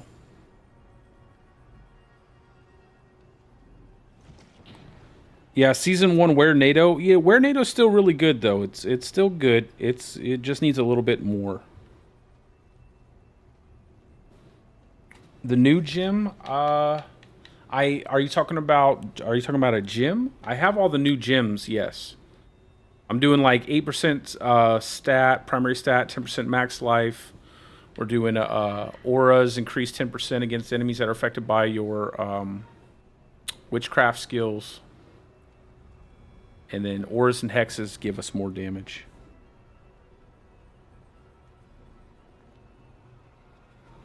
Yeah, that patch really did nuke down the Druid pretty hard. And then the rest of the time it was just bugged builds that would make the class look like it did something. But it really didn't. It was just bugs.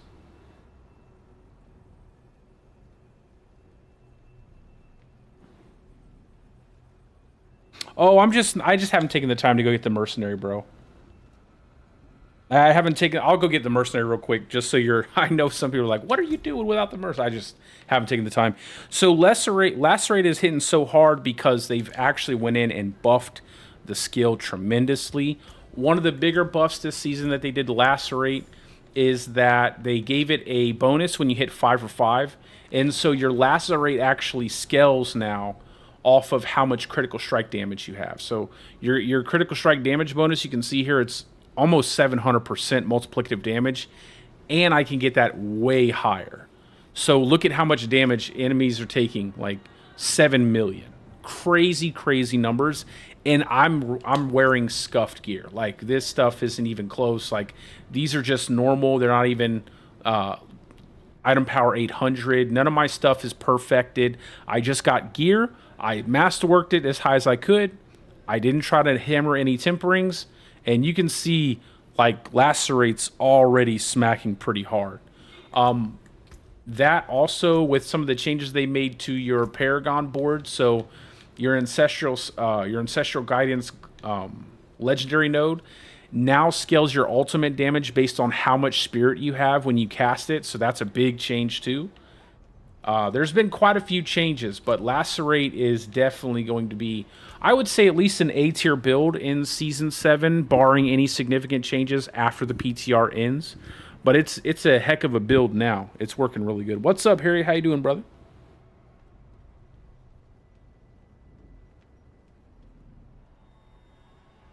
The new gems are rune words, Harry.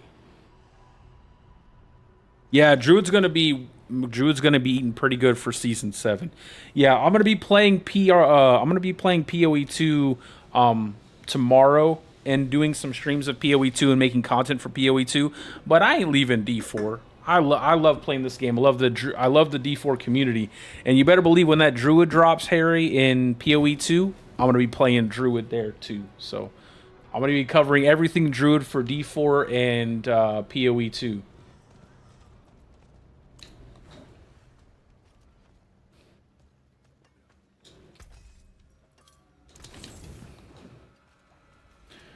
Yeah, but Druid is going to be pretty strong. Cataclysm builds, I think, are just going to be ungodly powerful.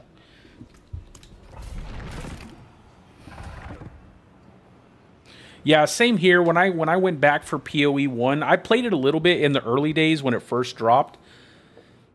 But I wasn't a big action RPG guy at that time. I played a lot of third-person shooters and first-person shooters, like looter shooters, The Division, Destiny.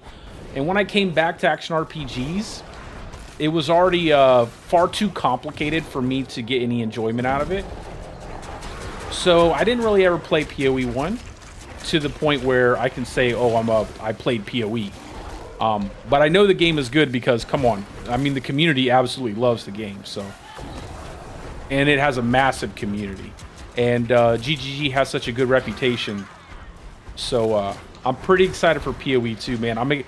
I think I'm most excited for that extra difficulty that I've been looking for. I love Diablo 4, but man, I like that difficulty that they're talking about in PoE 2. That really piques my interest.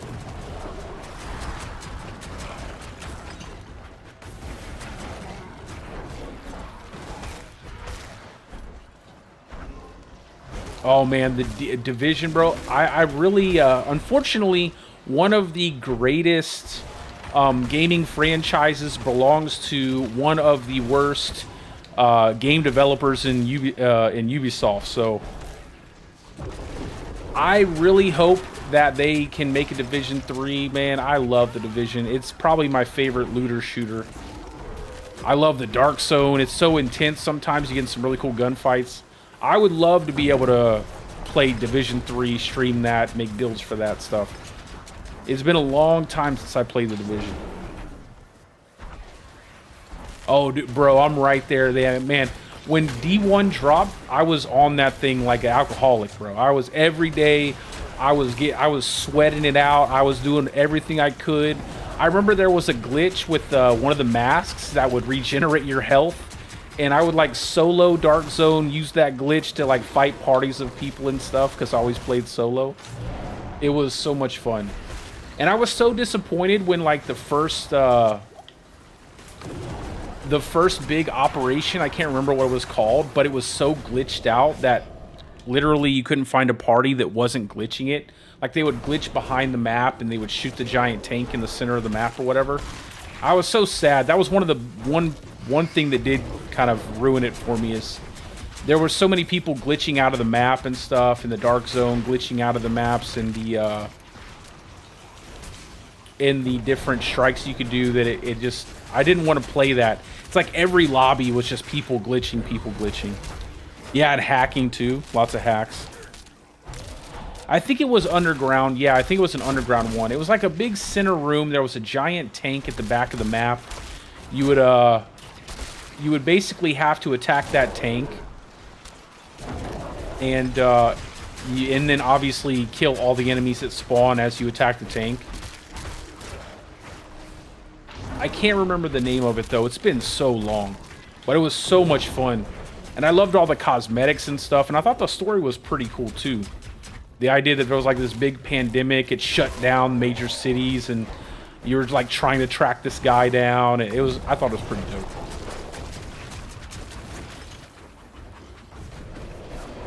And the guns and everything was really cool. The only thing that got me about the Division 2, I really enjoyed that. I thought it was better than the Division 1. But the Dark Zone, man, so many people were just camping the entrance of the Dark Zone, and they would just kill you before you could even spawn in. I was like, that to me really, and I thought the PvE, PvP, that's what I like the most about the Division, is like the PvP maps are PvE too. So it adds like this really unique element of enemies attacking you at the same time, and stuff can happen, and you can't really control everything. But there was just too much, man. Oh yeah, Druid's looking good, brother. Druid's looking real good. Specifically like ultimate builds.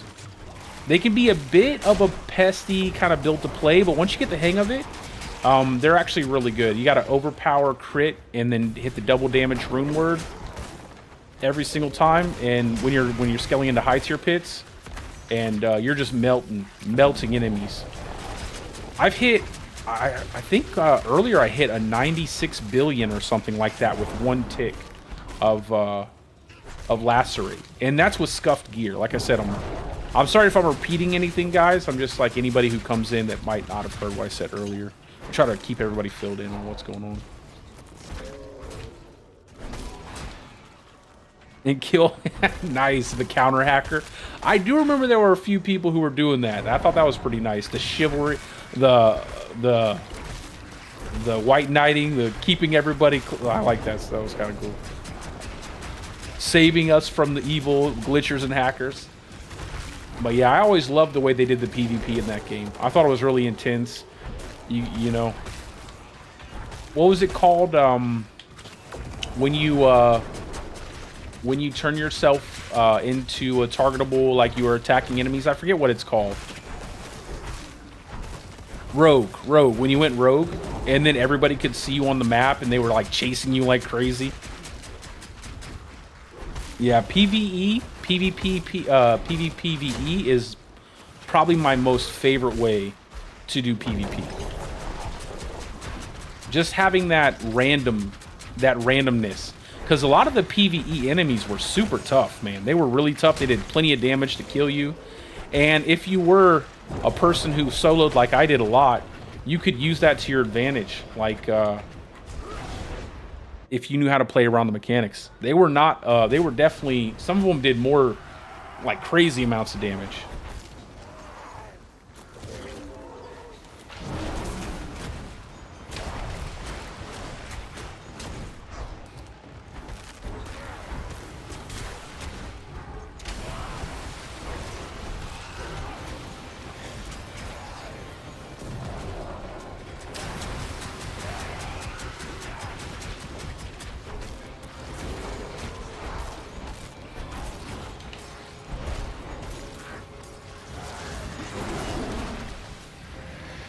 There we go. 105 billion. 105 billion. Did you guys just see that? Crazy damage.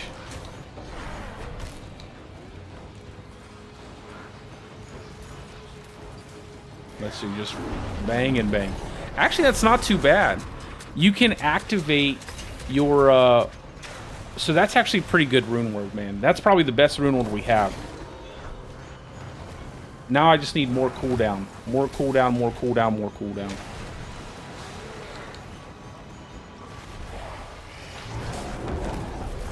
Look at that. So this rune word, that's a tier 100, and that was terrible. Like, I played poorly, my gear is poor. Crazy. I never, you know, I never could get into Arc. I never could get into Arc, mainly because when I first played it, it was a hot, laggy mess. Everything was broken. But I know it turned into a really good game. Usually if I have a bad experience, like with a game off rip, I typically can't go back. Even if they fix it, I don't know what it is. Like, I always move on, and before you know it, I'm just never really interested in going back to the game. So the Igni Quas or Igni rune word, incredibly good. This thing stores up your offering up to 500 offering, and obviously your double damage is 400. So you always overflow it, giving you more damage, and all you have to do is cast an ability like Howl or Like, look at this. I'm running around, not attacking. I need to get my double damage off. How? Immediately fills it up. I have my double damage ready. So all you're really focused on is getting your buffs up, and then getting your overpowered crit ready. As soon as you have overpowered crit ready, use a howl or a debilitating roar, and then bam. It's super easy. Like, that is super easy. That is actually super easy. This is an insanely good rune word. The storing up to 500, 0.3 seconds. And not only that, but now we actually have a second rune word we can use for channeling skills. That works really well. So standing still, we gain resources, 0.3 seconds. And now we have this, just giving us 0.3 seconds, the same thing. So really, really good for snapshot overpower crit builds. So this is actually, in my opinion, that rune word alone makes playing a Cataclysm build way, way easier. Because now you're not really juggling two things, you're juggling one. So all you need to do, get your offering built up, cast a defensive skill like Howl or Debilitating Roar, which you always have on your bar, and now you're just functioning, you're just worried about that one thing and that overpower crit. Yeah, it's super good, bro. It is super, super good. They really knocked it out of the park with that rune word. See, this feels like a rune word. This feels like something that just transitions into your build real smooth. It feels good. It does what you want it to do. There's nothing complicated about it. You're not juggling things. You know, it's not anything crazy. I like that. They definitely made a very simplified, easy to use rune word. Feels good. Feels like a nice addition to your build. Same with everything, man. I feel like all of these witch powers are... I really hope that they leave some of this stuff in the game. I wish they would start doing that every single season. Leave some of these systems in the game. Sure, bring it down, fine-tune it, make sure that it's not too overpowered. I'm all for it. But wouldn't it be cool if we could keep some of these witch powers into season 8? I mean, instead of having to have a unique item or have some unique, aspect with it on it, have this nice, cool little system. And maybe they dumb down the powers and make it less strong, but something that we can continue to kind of add the creativity to our builds, man. Because that's what we need. And God, some of these animations are just so cool. Like, they're just so cool. All right, so I think that's good for Lacerate. What do you guys think? I mean, we hit a tier 100, super smooth. We're doing, I was seeing upwards of 90, 100 billion damage per tick sometimes. I have, nothing perfectly masterworked. Gear's pretty mediocre. It's not tailored perfectly to a Lacerate build, and yet we're still clearing a tier 100 very easily. So I think that's actually pretty good. Which just means we're going to melt bosses. We're just going to melt bosses. I mean, there is a reason to be worried about the power creep, and you'll always hear me say, like, player power is a bit out of control. But the only real reason that's a problem is because we don't have more in-game content. If we had more in-game content, then the player power wouldn't be an issue, right? If we had more things like the pit that scaled with our player power, if we had like an endless waves mode, if we had like uber tormented bosses that had different boss mechanics that were super hard to kill and just gave you that sense of accomplishment when you overcame that stuff, then the player power wouldn't be that big of a deal. But as it currently stands, all we have is the pit, and that means tier 4 trivialized. Tier 4 bosses, you're just standing there melting them over and over again. It's not fun. And then you're just stuck with the pit to test everything out. And that's my biggest issue. So, I mean, just for an example, you see the gear I have. None of it is good. Like, none of it's great. None of it's perfectly set up. I just did a tier 100 pit. I'm going to blow through every single thing else outside of another pit tier. So it's one of those things where player power is an issue, but only because we lack a significant amount of in-game to fully entertain ourselves with the amount of power that we currently have. If they added more systems, more things in to give us that entertainment outside of just spamming the pit till our eyes bleed, then player power wouldn't be such a big deal. But that's my take on it. That's just how I feel. So let's... Oh, I did want to go ahead and show you guys just some cool stuff with the companions real quick too. If you didn't see my video. So I don't have a full wolves build constructed because I already know I already know how to make that build. I've already tested that build on the live server. And I know how good it is. But just some of the interesting things that we have here. Hey, what's up, my son? No, you can't have my phone. You can't have my phone.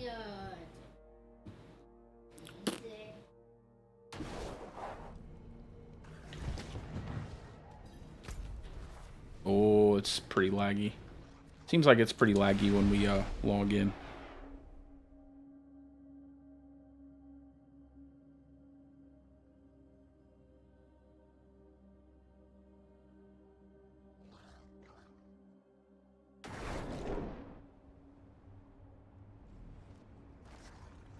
Dude, I love the frog, bro. The frog looks so dope. Look at that thing. Come on, man. Like, how can they be... Like, we need this stuff. Like, we need some werewolves. Some different looking werewolves. Because this frog is the MVP here. Got a spiky back frog.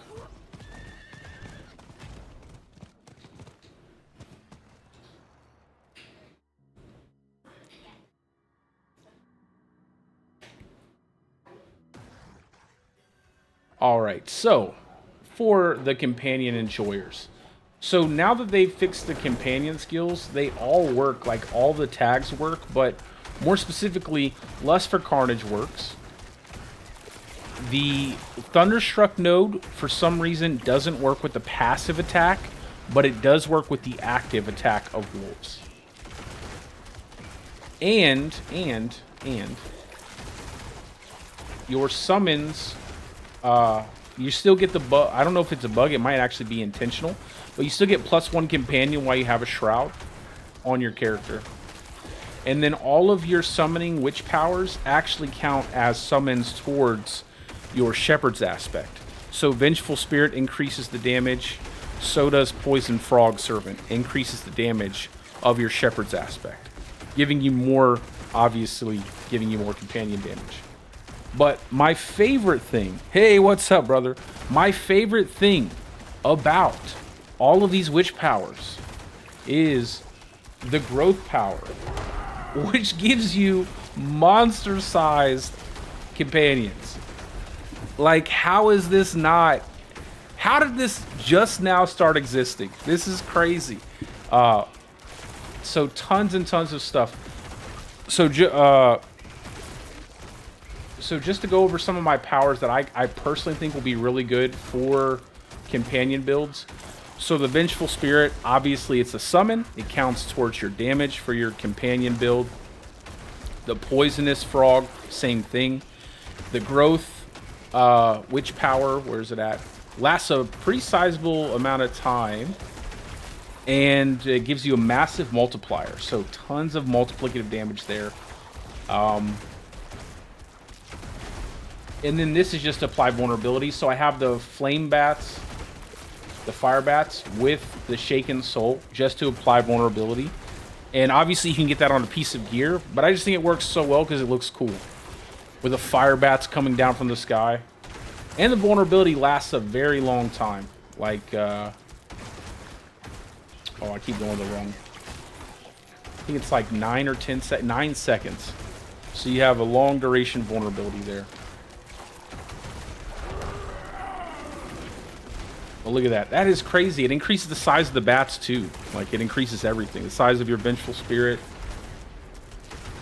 And I don't even have anything in terms of my gear done or anything. And they're hitting... I think they hit for over 1 million just doing this. Without anything really added in to increase the damage. but a lot of really cool witch powers to kind of play around with. I think you'd still have to run the Vortex rune word with this setup. Or maybe you could spare a slot for an Eridas or something like that. But pretty good changes to the companion setup. I was just running a Lacerate build, brother. I cleared a tier 100 with pretty mid gear. I was hitting 100 bill ticks of damage with Lacerate.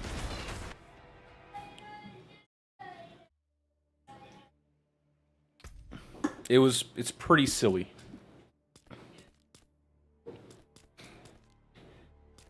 I think now I'll probably move into doing maybe some Cataclysm.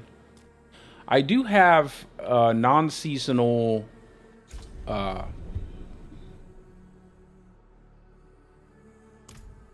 shred build here.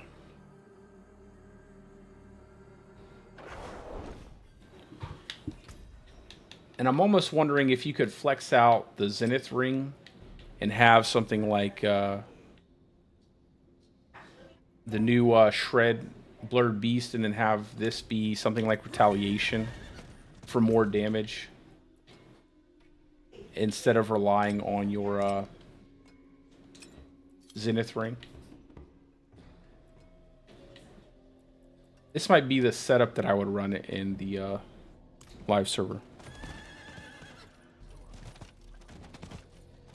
It works, bro. Let me show it to you. Let me show you real quick.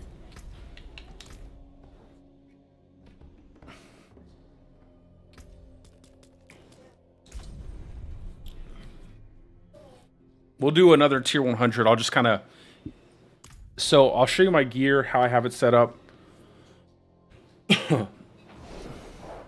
So you can see, like, nothing... I haven't done anything. I just masterwork the gear.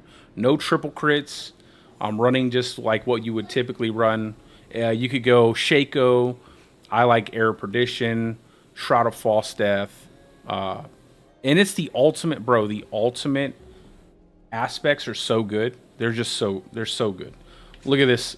You get up to 360% multiplicative damage towards your ultimate, and it starts at 36%.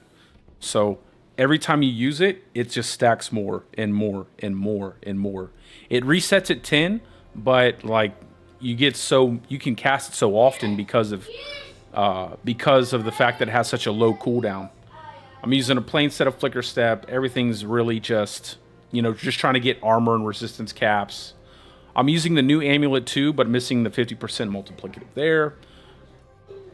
No triple crit on the ultimate or GA on the ultimate cooldown, and a Ring of Starless Skies, which I think you could even flex this out. I think you could change this to like Unsatiated if you wanted to, if you didn't want to have to stack out the Starless Skies buff. And then we'll just go ahead and run like some HP potion. A potent quantity indeed. Where's the HP one?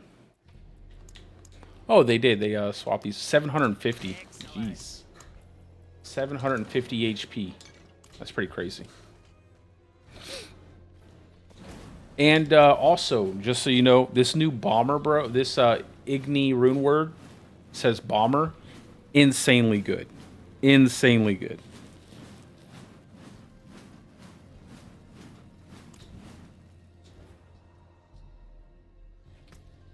Yeah, like I said, I think if they changed the amulet to a set of gloves, it would be perfect for running a Grizzly Rage builds for both Dire Wolf and Dire Bear. So the cool thing is you can just run around with this bomber rune word, and instead of focusing on 2 rune words, you just build up your overpower crit, hit a roar or howl, and then bam, right into your ultimate. And that's without any buffs. That's without any quick shift buff or anything.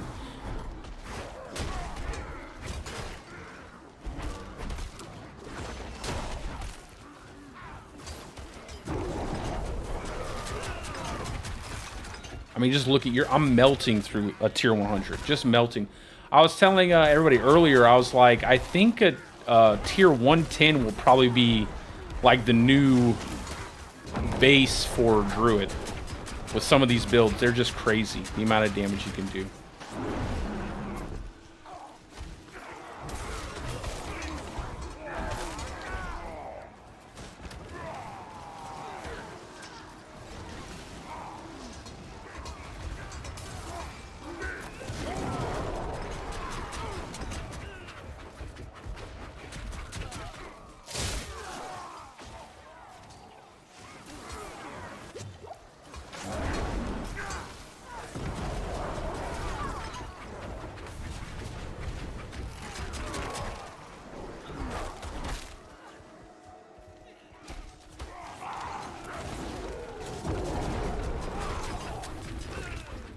I mean, this rune word just works so well.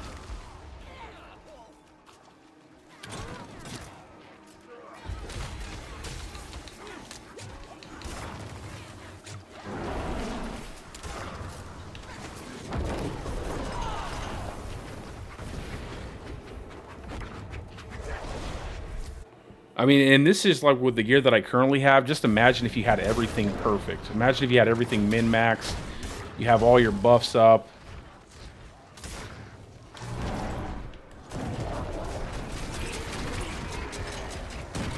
Hundreds, I think probably, I thought maybe 100 billion, but I'm most likely hundreds of billions of damage.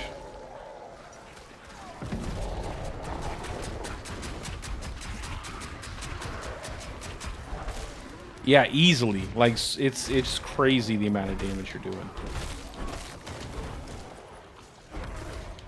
Yeah, I think Lacerate, I think Cataclysm is going to be the S tier meta build. That might even be one of the best, if not the best builds for the entire meta across the game. But Lacerate is definitely, I think, going to be an S tier build for Druid.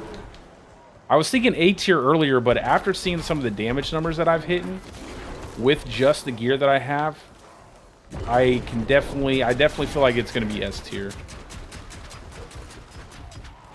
There's just so much more crit damage I can get, so much more of everything, so much, even more survivability, everything. I mean, you basically don't even take any damage with the build when you're in Lacerate. You don't take any damage whatsoever. This could be even like an S tier hardcore build. Super easy to play S tier hardcore build.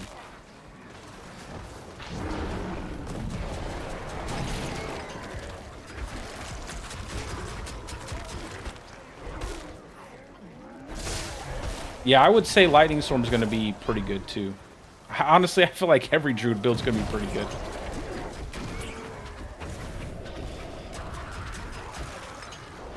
Outside of like Stormclaw, I feel like every Druid build's going to be pretty good.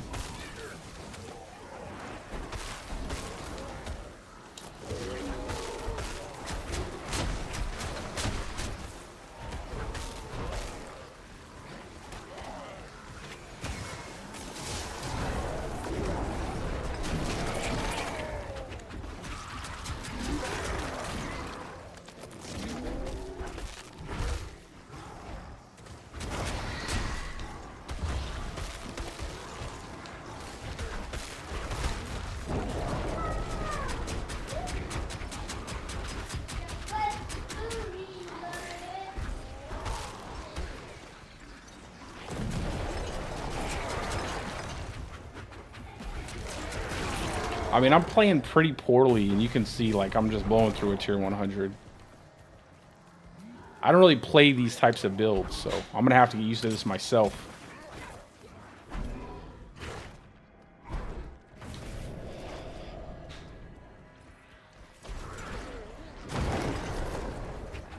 There was a 76 billion.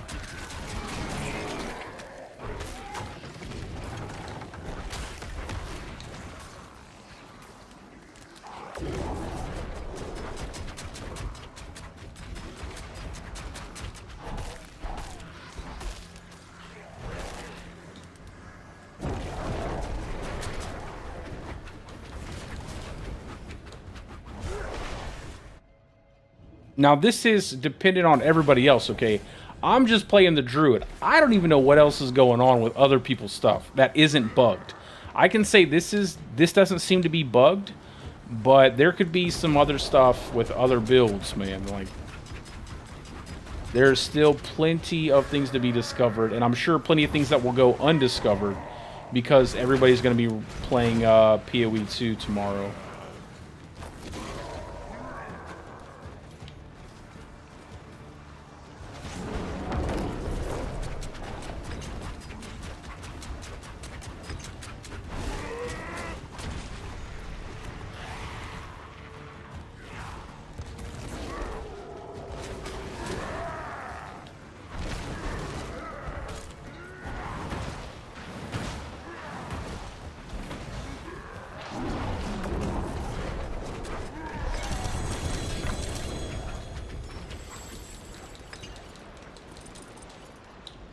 Yeah, but super easy tier 100. Super duper easy tier 100. And I'd imagine this is probably going to be even easier with a Cataclysm. I think someone posted earlier that they did a 130 already with their Cataclysm build. Because I didn't have a Cataclysm build ready for the PTR, so... I have one made, a planner, but I didn't have a character with Cataclysm. But we'll go ahead and do that right now. We'll set up a Cataclysm character.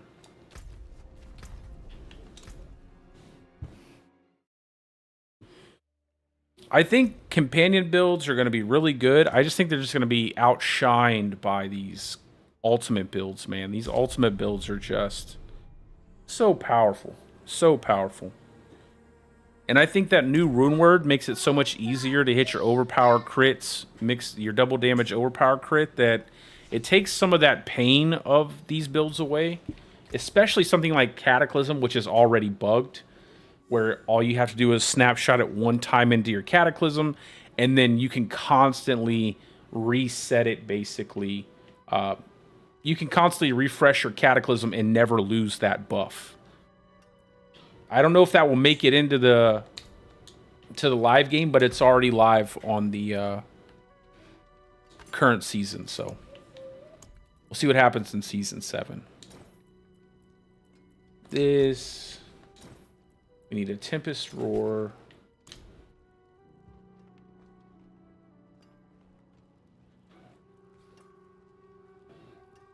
That is a bug with Survival Instincts, though. That is... I'm talking about without the Survival Instincts.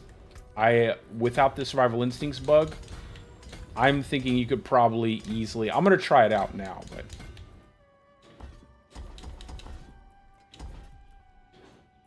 Man, I wish they would just unlock that 300 Paragon. It would be really nice.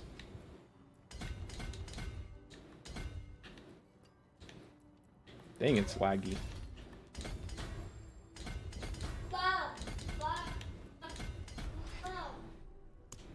Thunderstruck.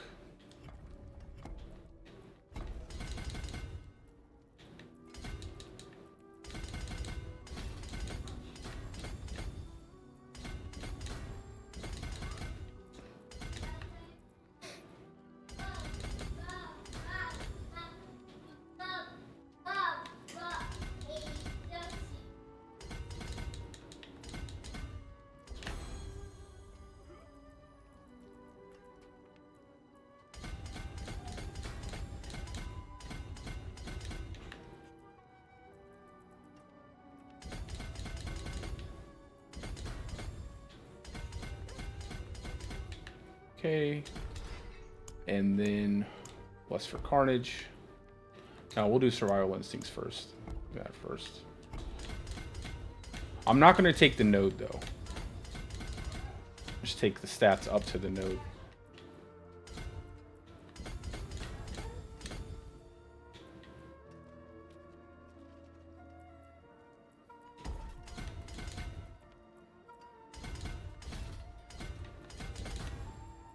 Earth and Sky.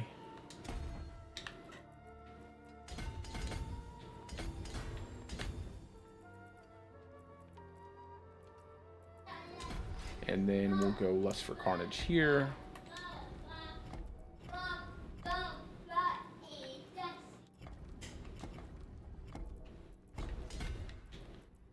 By the way, guys, this is my favorite way to build out impairment reduction especially for like werewolf builds, because you get access to the Lust for Carnage board and you get all of this here.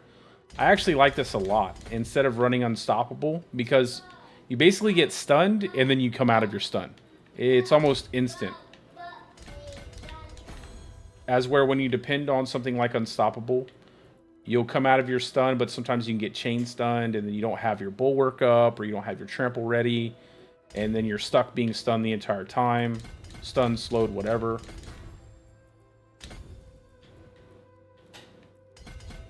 We'll put Keeper here.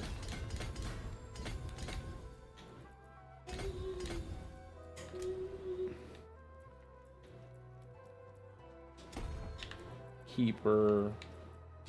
We'll put...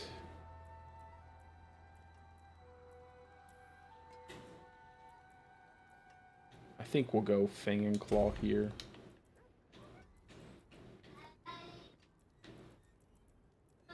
Yeah, there we go. That's maxed out.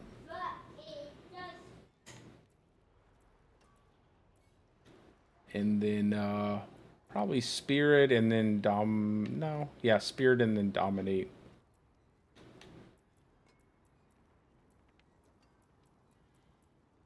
Yeah, we'll do Spirit and then Dominate. Spirit here. So we'll go this way.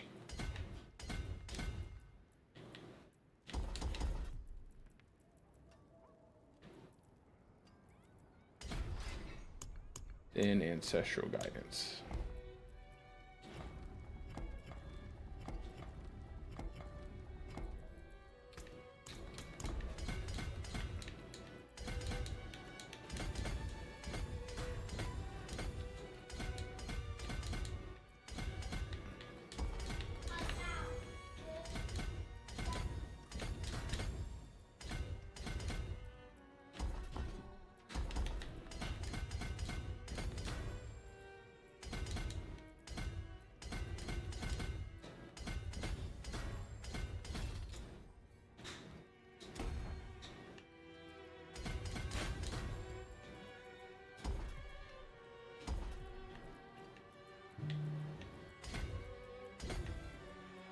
Should be enough.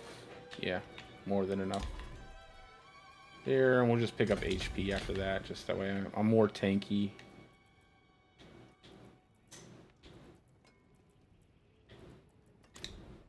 Okay.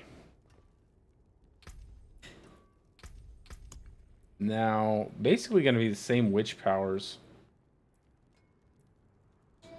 as Lacerate.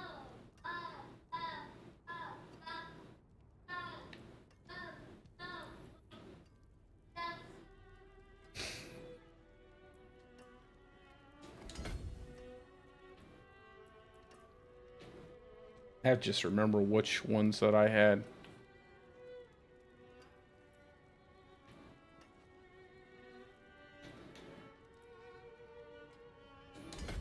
Soul Harvest. I think I was running this.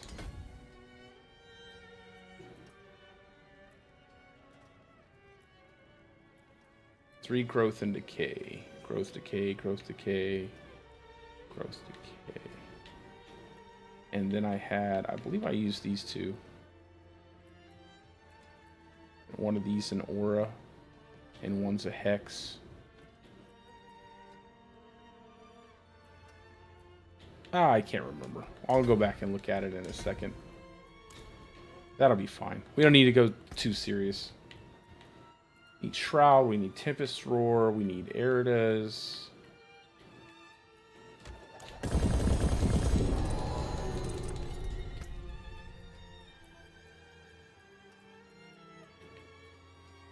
We can use some Ring of Starless Skies too. Let me do my skills, skill tree.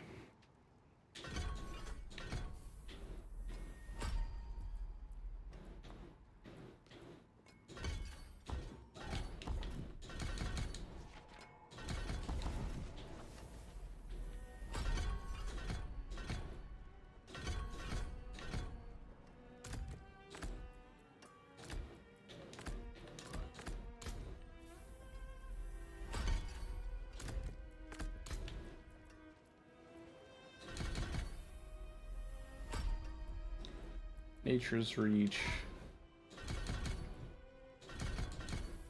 Bad Omen. It's probably even good to pick up Charged Atmosphere now for the extra 40% increased damage to your lightning bolts.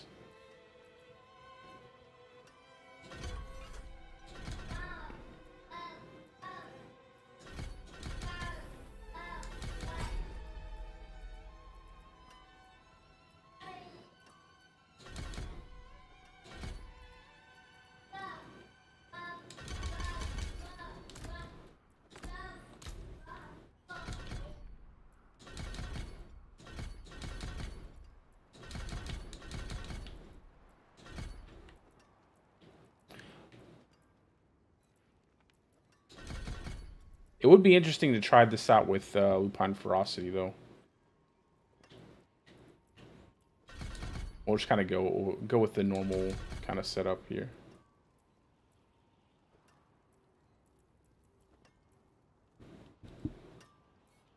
I don't think I'm missing anything.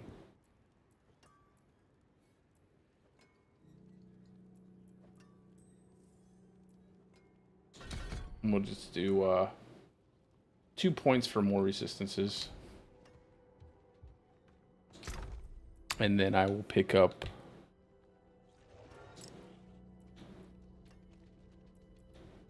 Hello.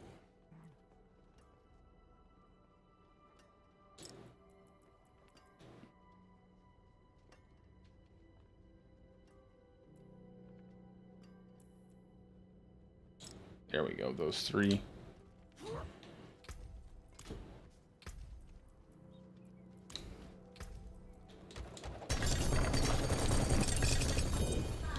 Let me get rid of the rest of this stuff.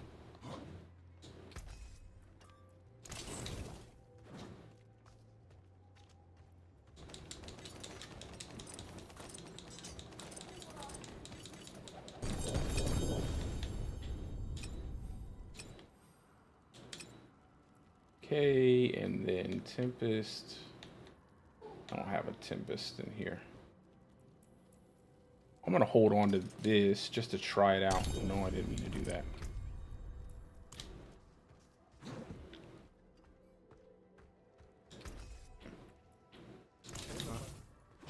Oh, I forgot the Mjolnir ring.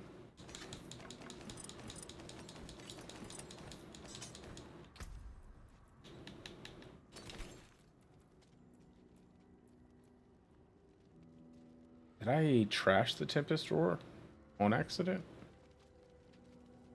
I think I did. Oops.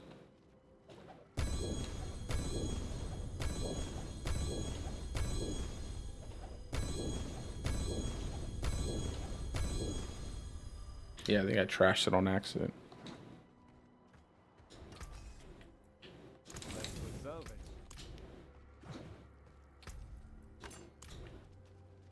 Now I just got to make sure I do not give myself all the buffs or all the boosts, all uniques.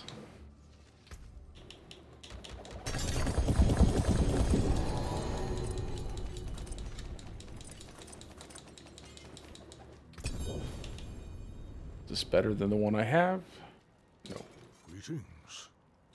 Yes, that's better than the one I have.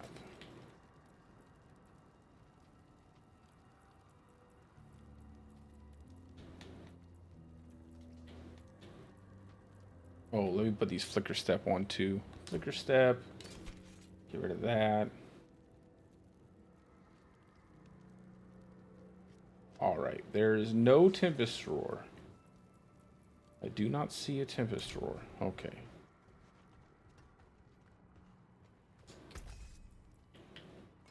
You can take what's left.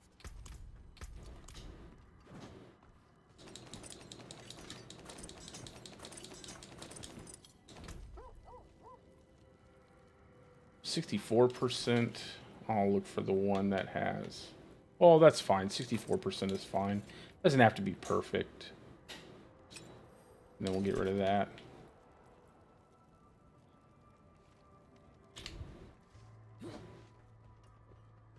Need something forged?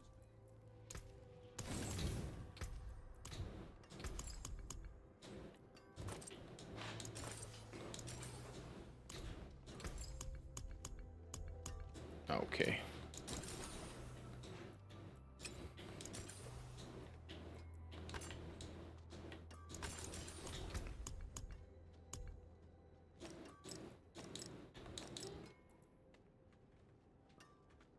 That's fine. We're not gonna go crazy on gear. We're just gonna get what we need. Need a pair of pants. Didn't realize I got rid of a pair of pants.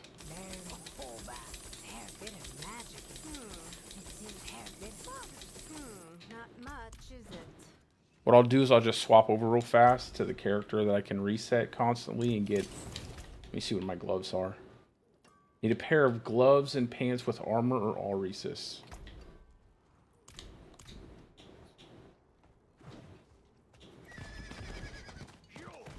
Let me make sure I swap this up to Torment 4.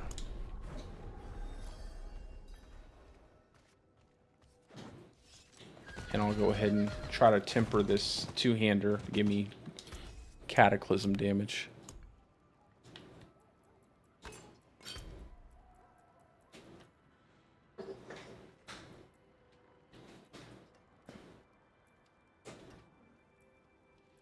Where's it at? Oh, it's right here at the top, duh.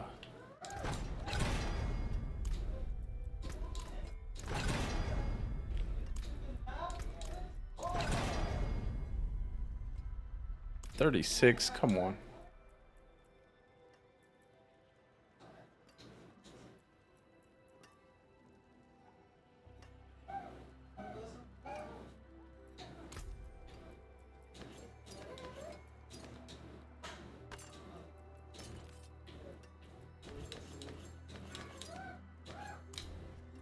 I think I have a weapon in the chest.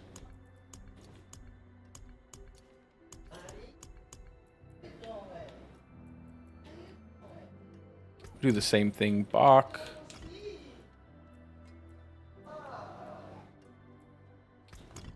Igni.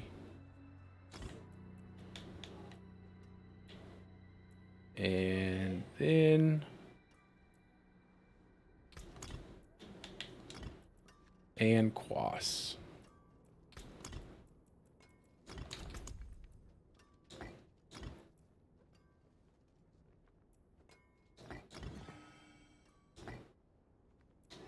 I have to wait till I get a better weapon. Okay. Swap over to the other character. I need a pair of pants, gloves with armor or resistances. All resist. And another weapon. Okay.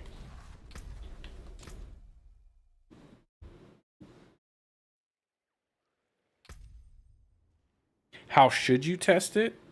Probably in the pit. Probably see how far you can go in the pit. That's how I would test it, to see if it's better than the current version of Shred that is doing the most damage. That's how I would test it. Everywhere else is going to be, you know, kind of whatever.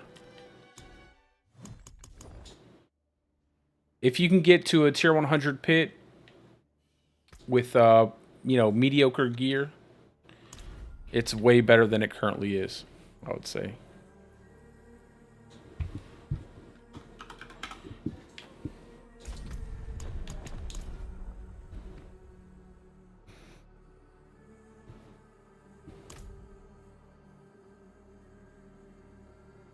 All the new seasonal content just seems tuned for tier 4. It's like normal stuff. Nothing that's going to give you too much of a challenge.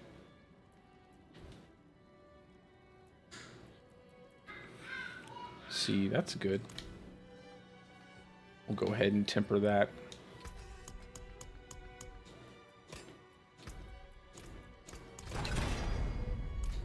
I just at least want 40-ish. Something a little bit higher. So I can actually... There, oh, there you go. 50, I'll take it. And then we'll do overpower damage. Alright. Thank you. That was easy.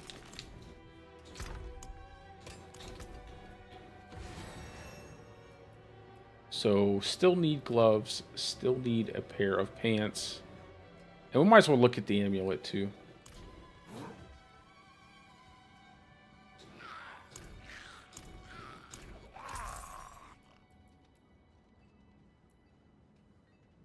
Oh, there we go.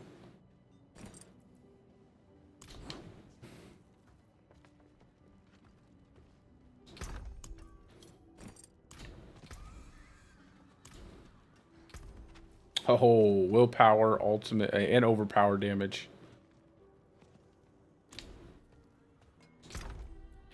What does this have? I'm not gonna do that. We're just gonna keep trying to find gear.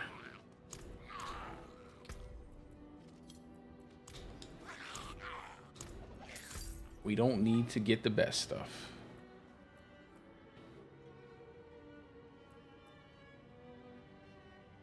Oh, that's nice.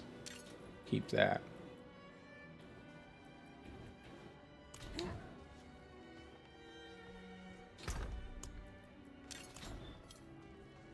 So we just really need a pair of gloves.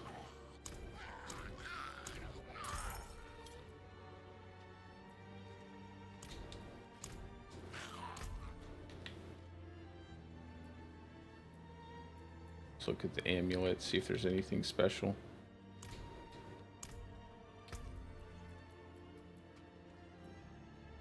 Oh, did I do it? There we go. Nope.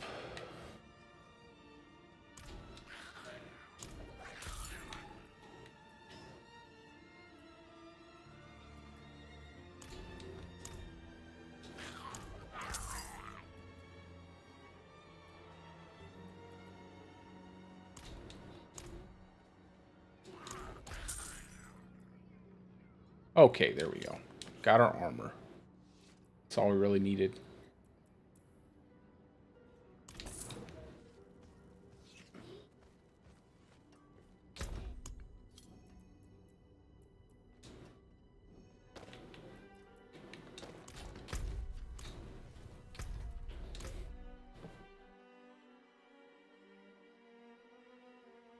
So now we'll just roll all resist on those two things. My dude's got some hairy ass legs, boy.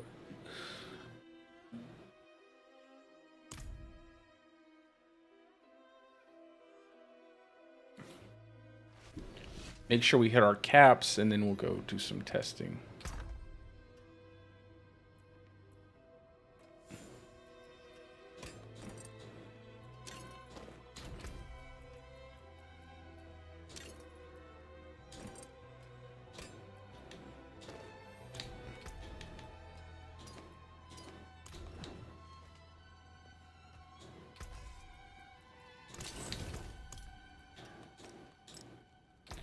All right, so we're pretty far away from our resistance caps.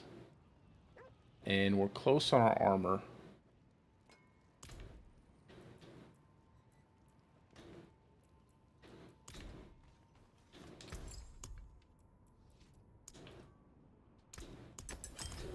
Let's go get some crafting materials real quick.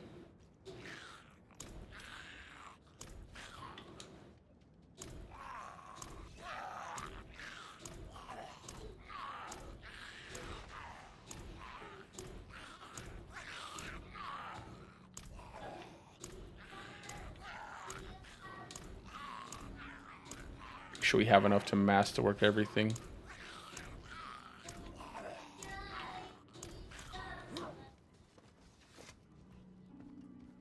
I have many fine pieces, rare and beautiful.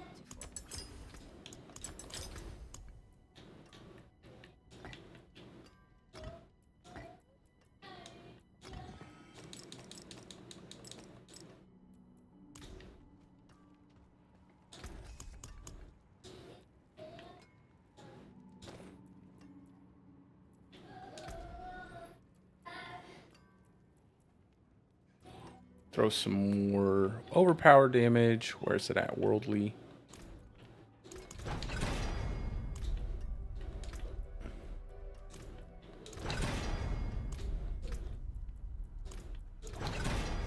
There we go.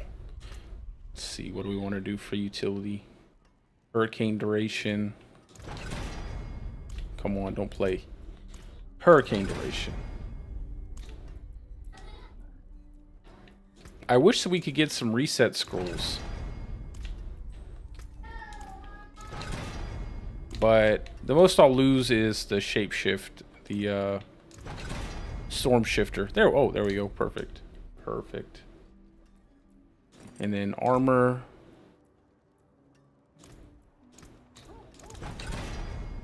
That's fine. We don't need a lot of armor. And then more hurricane duration.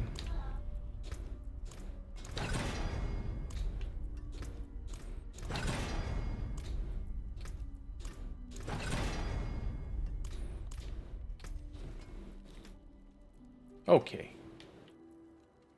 So we're good there. Everything else is pretty good. We'll get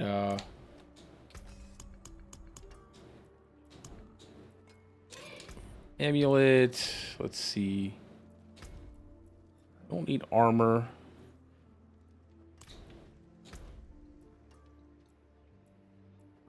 Could do some Cataclysm cooldown. I think that would be useful.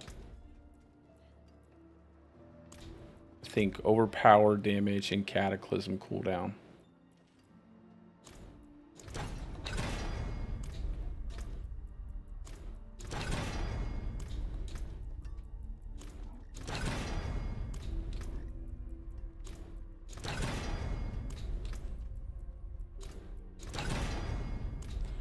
Okay, and then Cataclysm cooldown.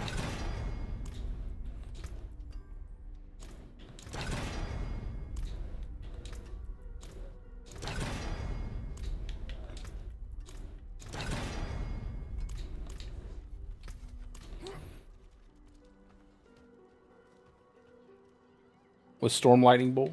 I can take common. Pit 65 should be pretty easy overall. I don't think you should be able to do at least a tier 100 or at least in the 90s, somewhere in the 90s.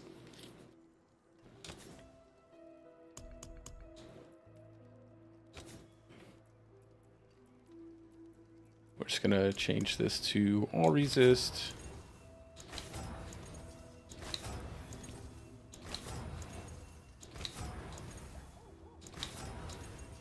If you can do somewhere in the 90s, that's usually good for the entire game. Like doing bossing, doing any content outside of the pit.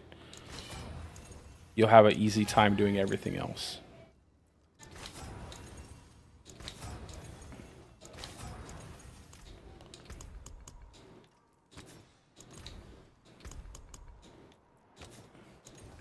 Yeah, they really have to change the enchanting system. This thing needs to be changed.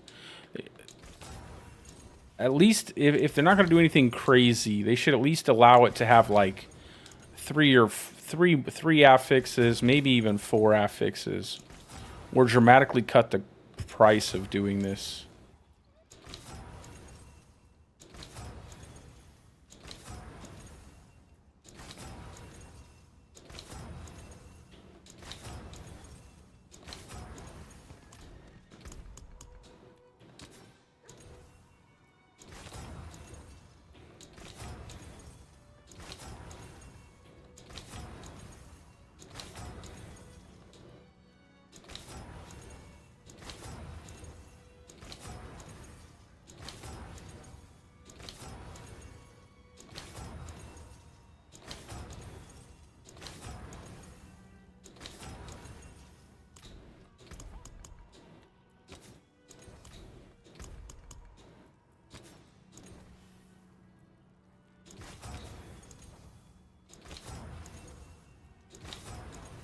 Man, come on. Just give me all resist. All right, traveler.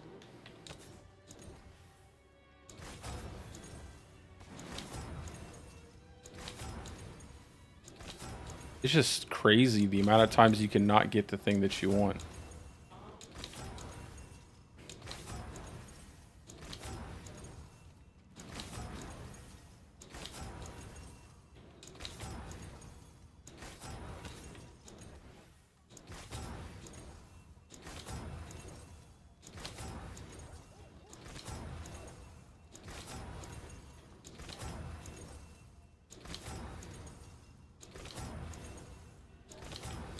Good God.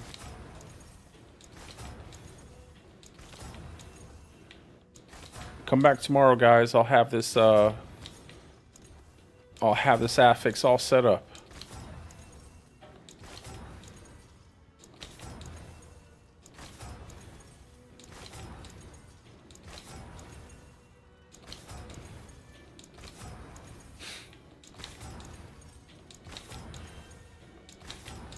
I should have kept count of this. I should have kept track of how many times I'm doing this. And just like, I'm going to go back and look at how many times I've rolled these gloves just to get... Okay. Just to get all resist. Good Lord.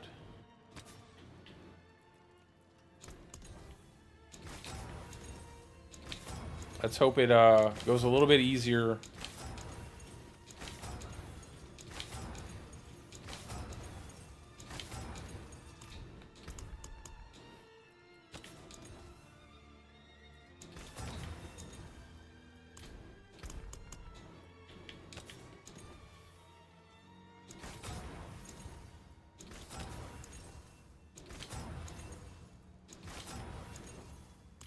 No witchcraft here.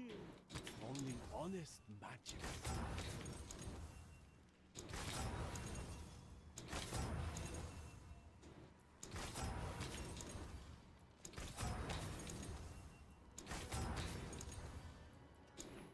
All right, much better that time. We're still pretty far away. We need to, we don't have a lot of options for resistances.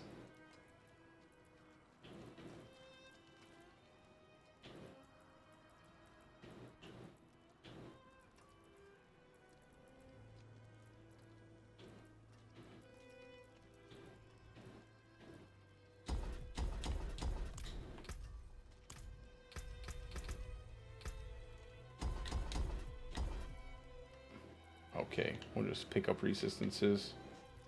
These leftover points. There. I think they might need to add more all resist to these gems that we have for our witch powers. I like that it gives us armor, but it's usually like the resistances that can be a little bit harder to cap out. Your armor is not so bad because you can get them, the armor percent rolls on your gear pieces. But maybe give us, I don't know, 2% more all resist instead of the 8% might be better. Still pretty far away from capping res. Because this is going to be painful.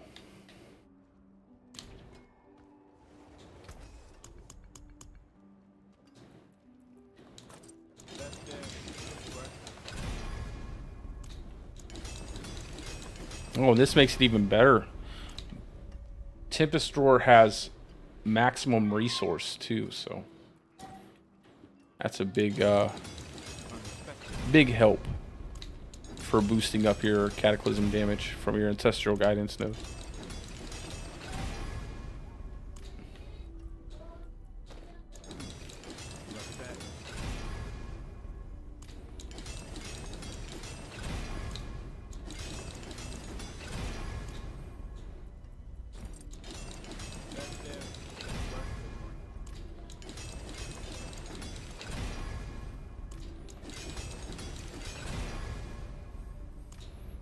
Let me go ahead and write that down to add resistances into more resistances.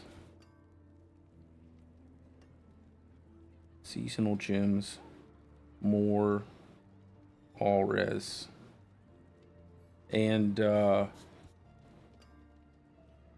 fix enchantment system sometime.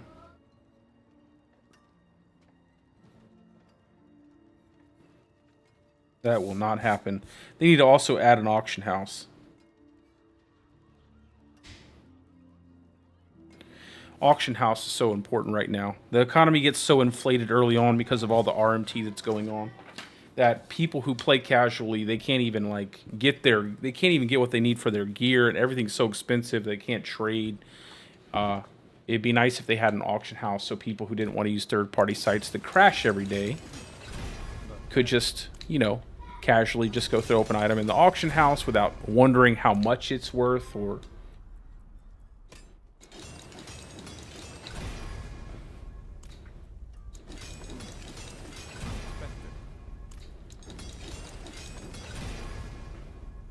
Hey, nice. I might roll resistances on my amulet too.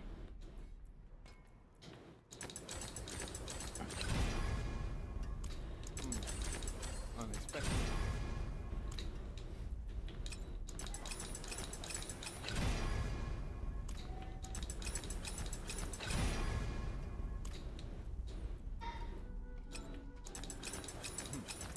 Not bad.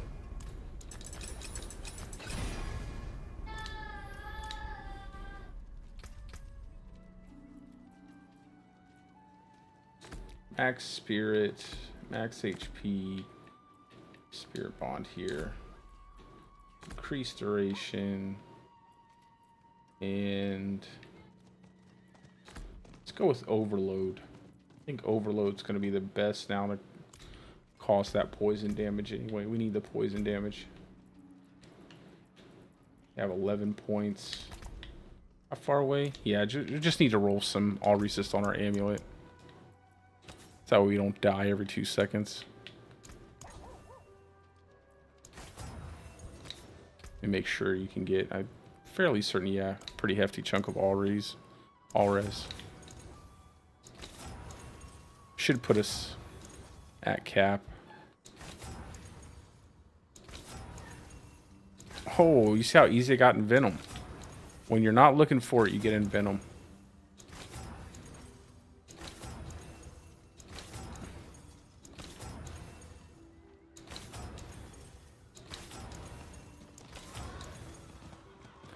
Now, I wonder how much maximum resource actually boosts up your ultimate damage, because I think it just says 0 right now, but it would be interesting to find out if it would be better to have a max resource roll or something like that on your amulet now.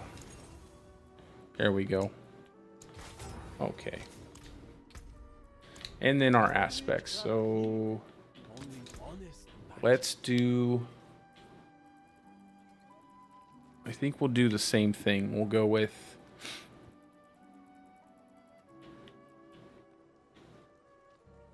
I don't know. I think at the end of the day, it would be better to have Changeling's Debt just because you have it consistently as opposed to stacking it over and over again. Changeling's Debt would probably be better. And then this can be...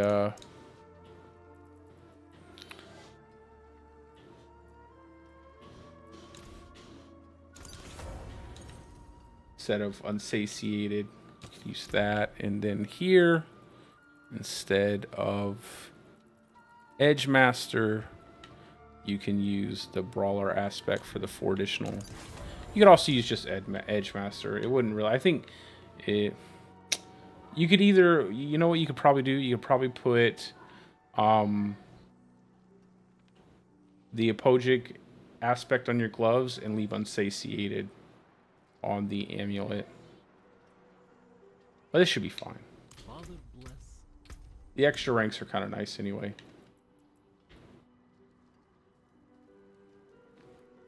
32 seconds lasts 27 seconds, so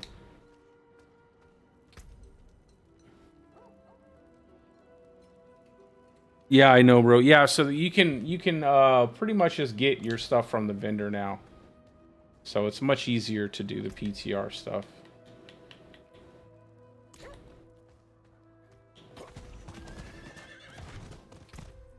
I don't know, man. That 360% multi is pretty nice. Just the fact that it starts at 36, you have to cast the ultimate a couple times. Although...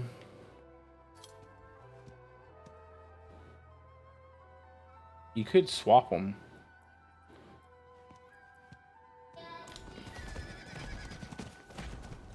Let's see what happens. We're close to cap on our res, so.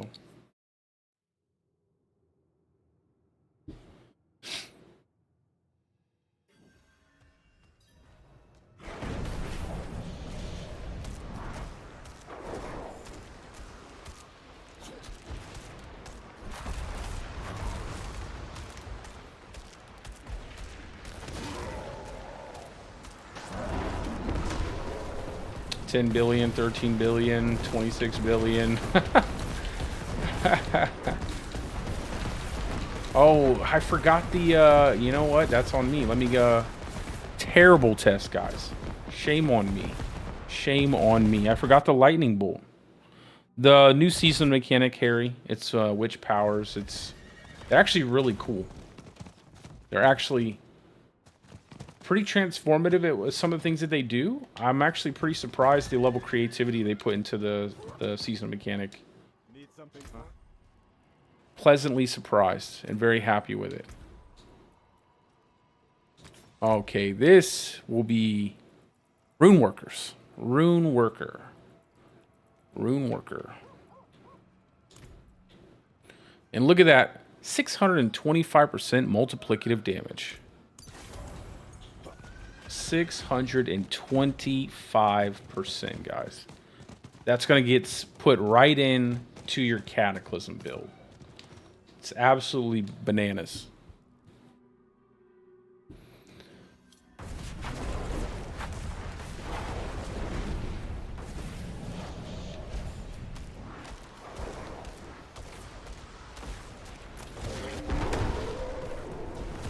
$95, $120, $157, $100. Jesus, jeez, that is insane. Look at the damage. That is crazy. And look at just snapshots over and over again. All you have to do 100. This is without the survival instincts node. This is without the bug node.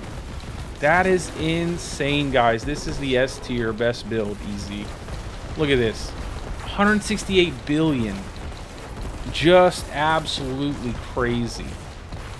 And it's so much easier to do with the new rune word. Oh my god. Guys. Cataclysm build. Cataclysm build. That's it. I mean, that's it. That's the season. Cataclysm build on to season 8. That's all there is to it. This is the... That's nuts, guys. Absolutely crazy. Let's go run to the pit real fast. Let's just go melt the entire pit away. Without... Listen, I'm still missing 40% multiplicative damage and scaling overpower damage you get from the survival instincts node. That is absolutely bonkers. And we're still missing, you know, Paragon points, triple crits, perfect gear pieces like cooldown, triple crit on Endless Tempest, triple crit on Max Life, triple crit into willpower percent, like all the stuff, Envenom on the amulet, quick shift, all that, everything. G8 ultimate damage, and then triple crit that here. I mean, we're talking maybe even close, I mean, 500 billion, maybe more. Maybe more. There's no way that they don't nerf this. There's no way that this... I don't want them to nerf it. I'm not going to lie. I'm going to be a little greedy right now. I don't want them to nerf it. I want to keep it. It's completely broken, but it's not bugged. And I don't want them to nerf it. I want to be a little greedy for the Druid this season. I feel like we deserve it. It's not my chosen build. If I could pick a build, this would be like Stormclaw, Shred, something like that. But I'll take it. I'll take it.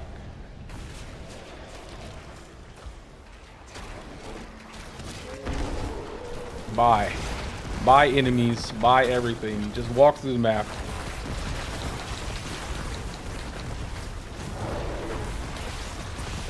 $100 billion damage. Everything dies. You can't be stopped. It just works.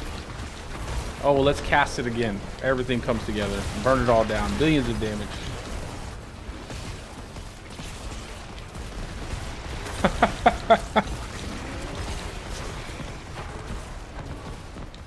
Yeah, I agree. That's what I don't like about it. It's just so low activity. It's not that nice, you know, really active play style. You just kind of, you know, you just kind of cruise. It's not terrible now with the rune word. The Igni rune word is making this so much better. I mean, it just makes it a million times more enjoyable than trying to balance the two, you know. But it's not my favorite playstyle, but it works. It's working as it's intended to work. At least I think so. And it's ours. That's the most important part. It's our build, okay? Like, it's the Druid build that we need something. We need something. Sure, would I prefer it to be like a volcanic, you know, some kind of volcanic exploding madness, or a pulverize, just smashing everything? Absolutely. Shred going bananas, yeah. But I'll take it. It's a start. At least Lacerate's looking good too, but this is just broken. This is levels of broken. There is a bug, I will say, just like I said, there is a bug that, as you can see, even after I cast my, I can just constantly spam cast Cataclysm, and it never loses the overpower crit, so that is a bug. I can say that for sure. Just snapshots it in and you never lose it. The only time you lose it is what's going to happen now, is when it falls off.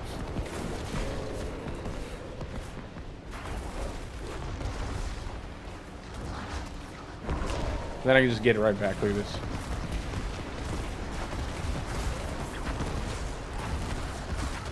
Biden, mother.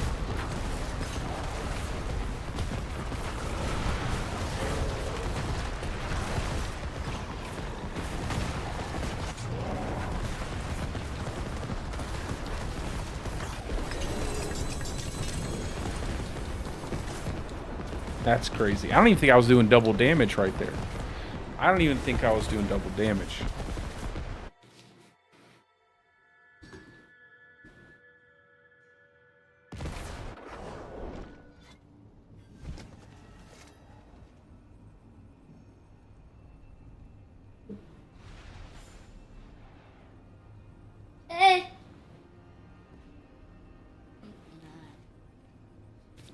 Hold on, son. You can't have my phone right yet.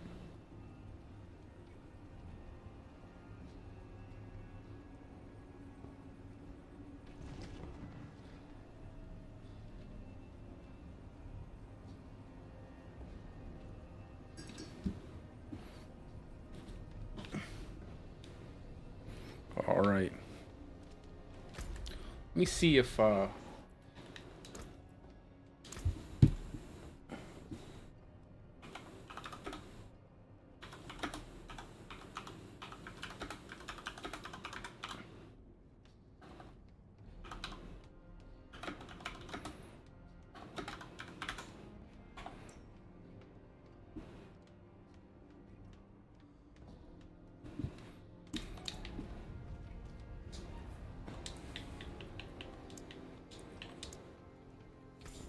let's do 110.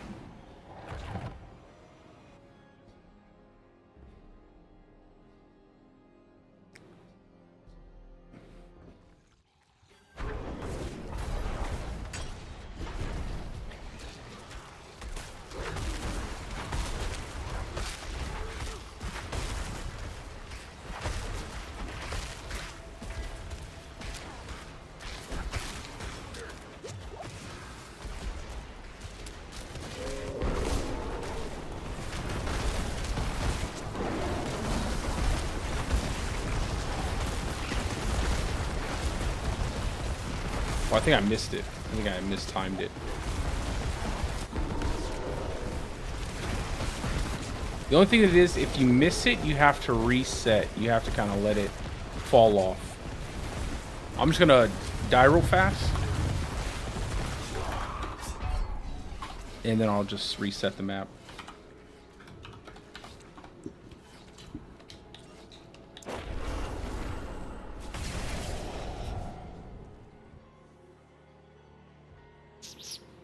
What's up, Turkey?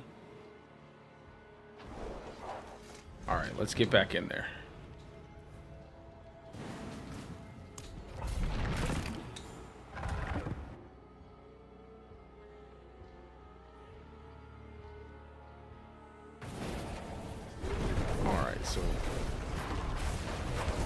get our ancestral guidance going.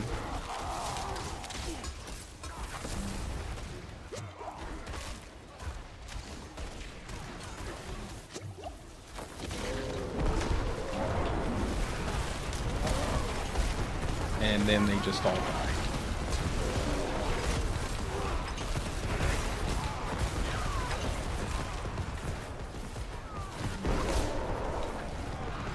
$230 billion.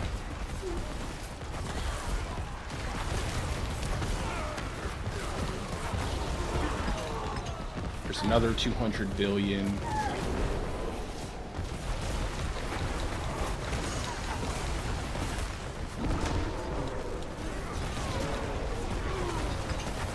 $300 billion.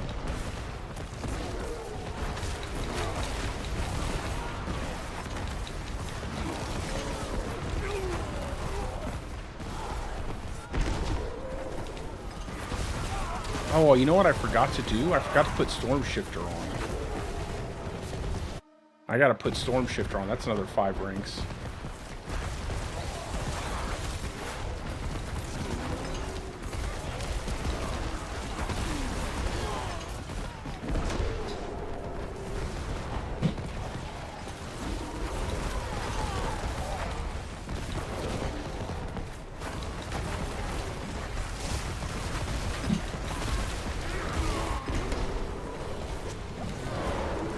$434 billion I seen just now.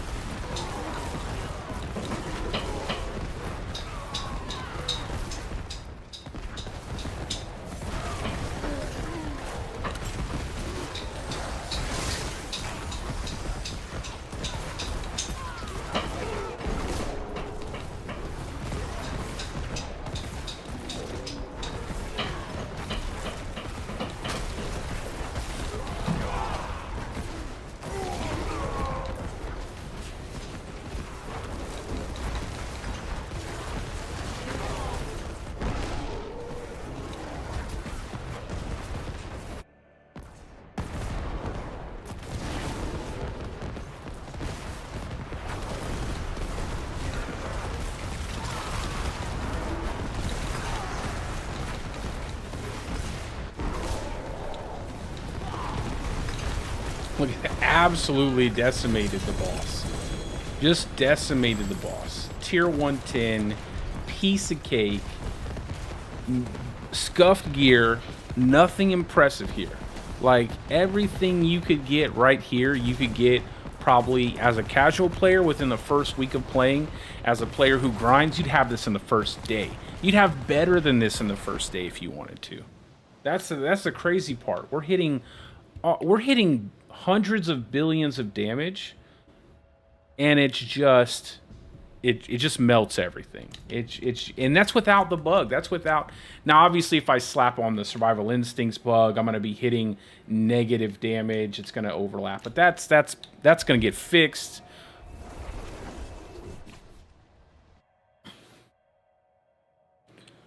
It's absolutely bananas. Crazy, crazy, crazy.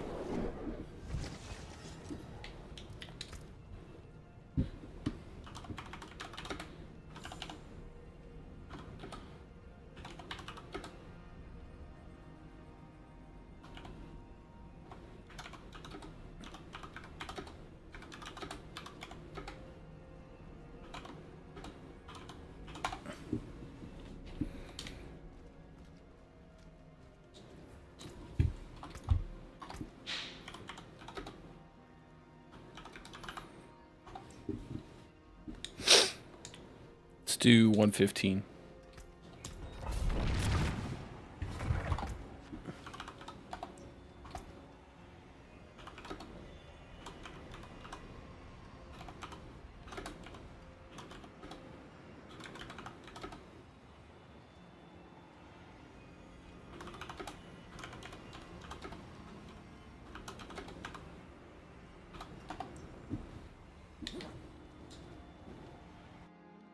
This is definitely the S tier Druid build for the season.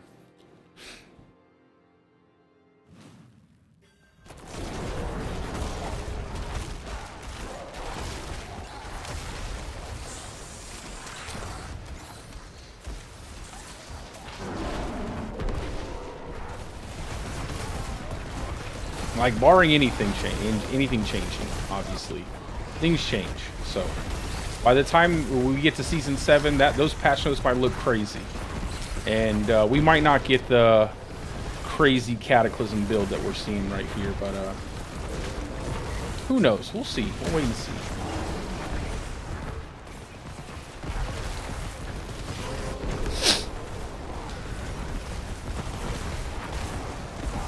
Like I said, the constant recasting of Cataclysm is bugged, where you snapshot that overpowered crit double damage into it. But even if that changed with the way the Igni rune ward works, it wouldn't even, I mean, it would be a little bit more cumbersome, but it would still work really, really well. Like, it would not be as noticeable as if this rune word didn't exist. Because this rune word makes a big difference. A real big difference. I actually don't find this to be that bad to play with this rune word.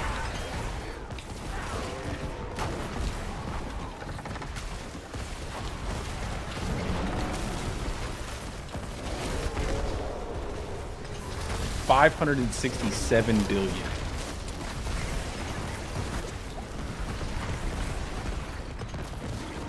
This thing is a monster.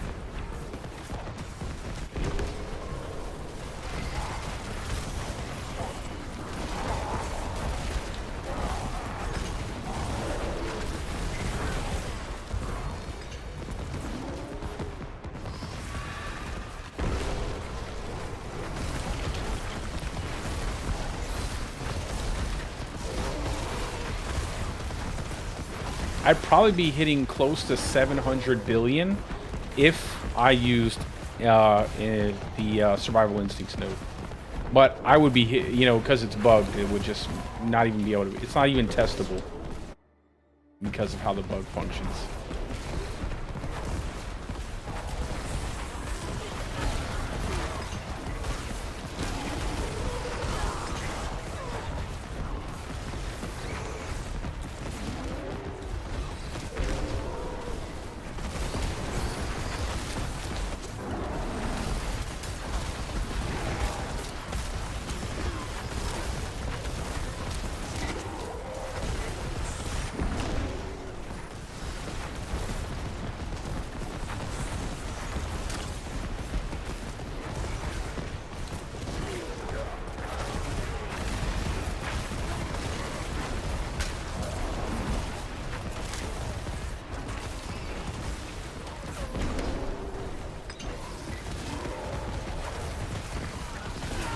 I might pull out the bug a little bit later, just to kind of play around, just to finish clearing the 150.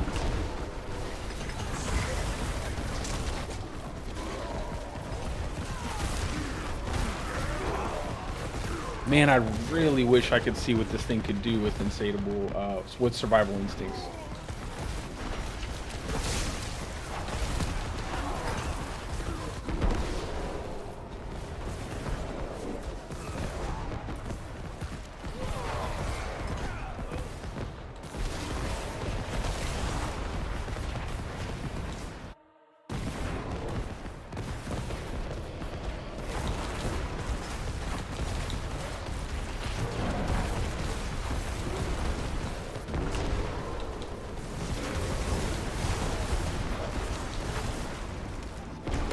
What? I thought I recast it. I thought I recast that. That sucks. I have to let it run out. Redo this.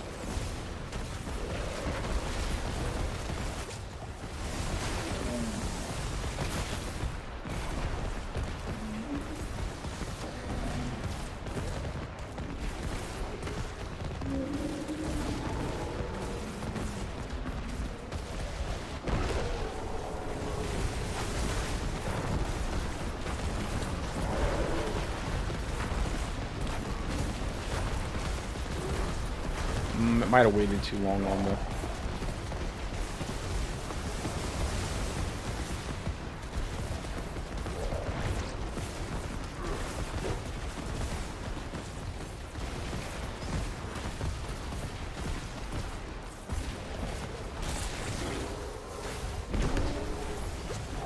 There we go. 700 billion. I seen a 700 there.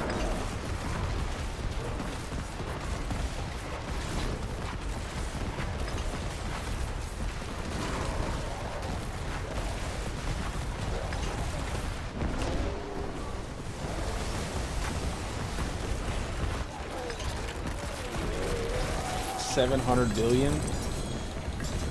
That's wild. All right, let's put on.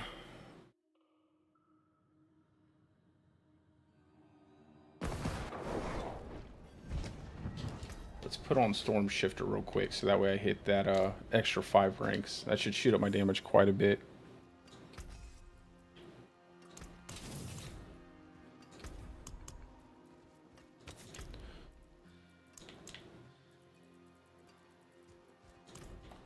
There we go.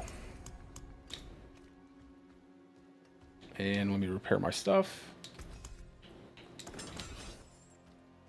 Let's get a potion going. Just 1 potion and 1 elixir.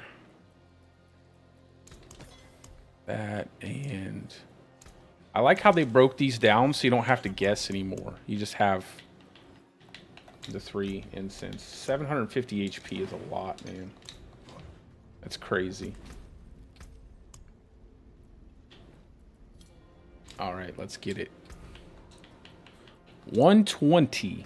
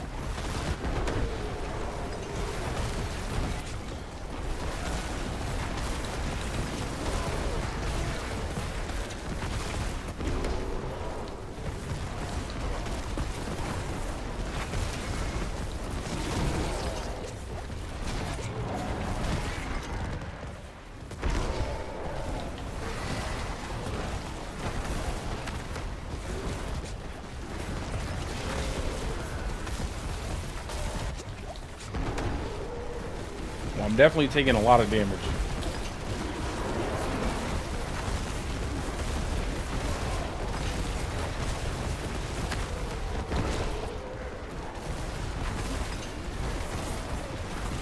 You see how I like the impairment reduction though? You see how fast I came out of the fear? Even though I don't have unstoppable, I come out of crowd control effects so fast that I'm basically not even crowd control. Look at that. A 120 and it just melted everything. Druid can't even really hit 120 yet. People have spent all season in Season 6 trying to hit 120. No one's, I think the highest right now is 116. And that's with a Cataclysm build. And we're just cruising through a 120. Just cruising through 120. I don't have everything optimized. I think I could probably optimize my witch powers a little better. My gear obviously has a lot of room for improvement, but just cruising through it.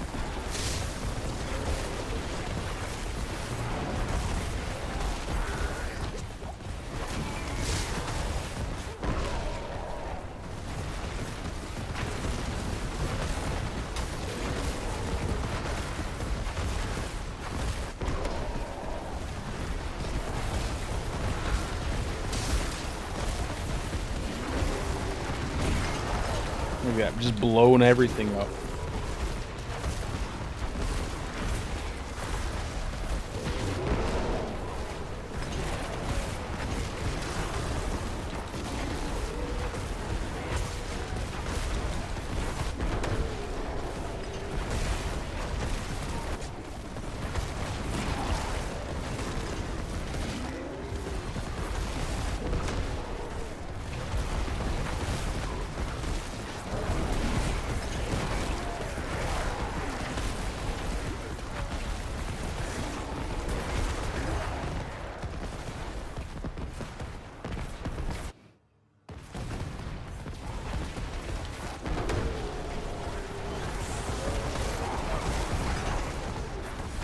Dear God.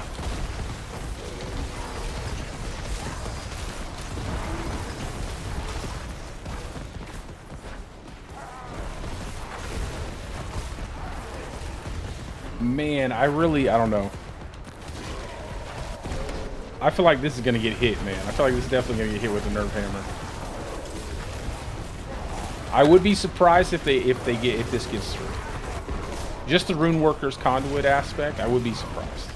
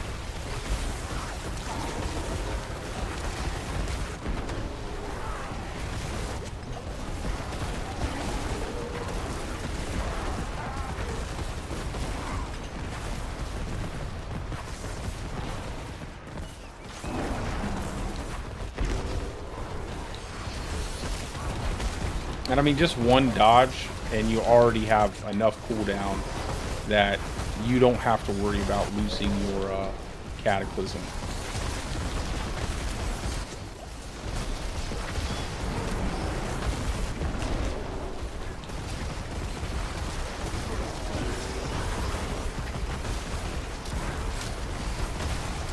I think I might have dropped, I didn't drop it, but I think it might have,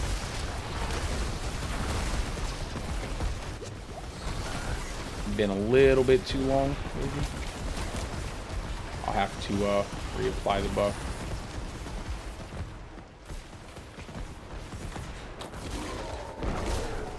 There we go. Now we're hitting for the billions. But you see how easy it is just to drop out the combo and then get right back into it.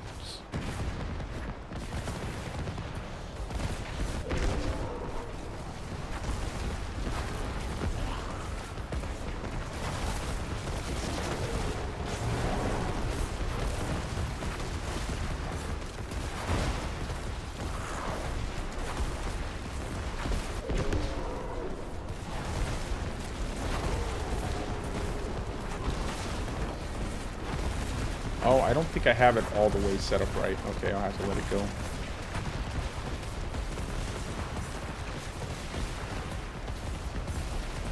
We'll just keep running.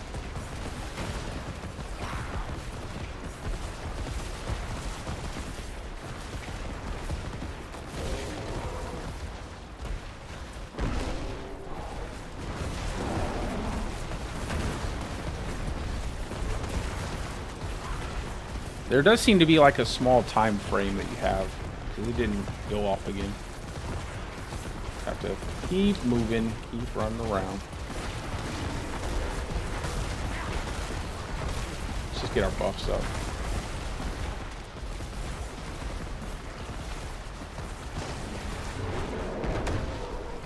There we go. That's more like it.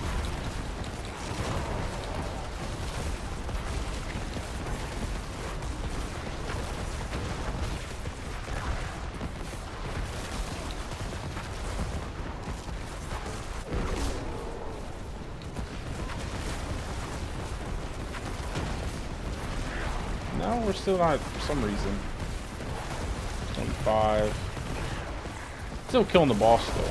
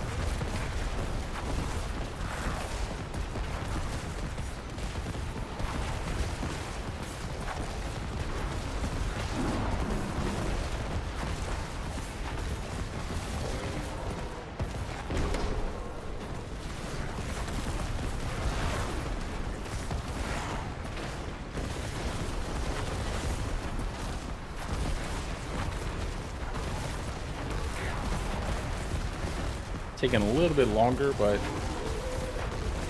still clear this to 125 pretty easily.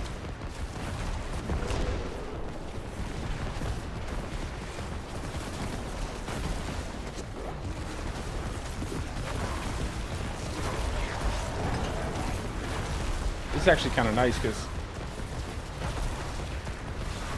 we're doing this at 120, then with perfect gear and everything, getting over 130, maybe even 135 should be pretty easy.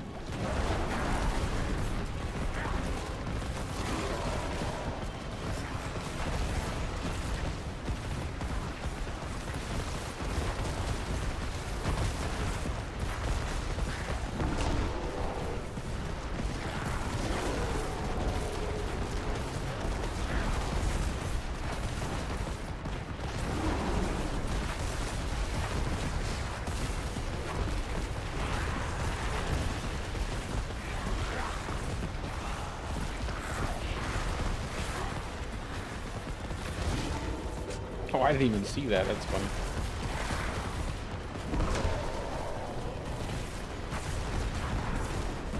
Alright, I have to reset my ultimate.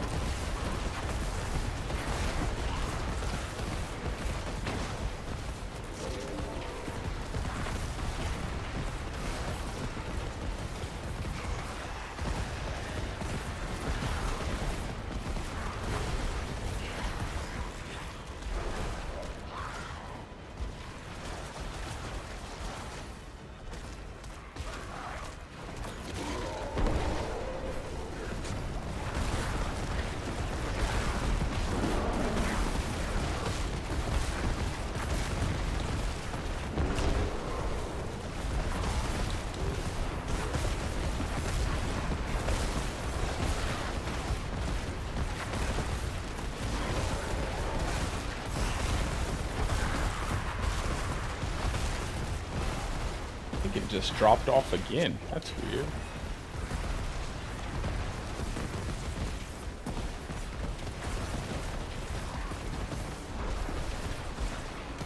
Just wait again.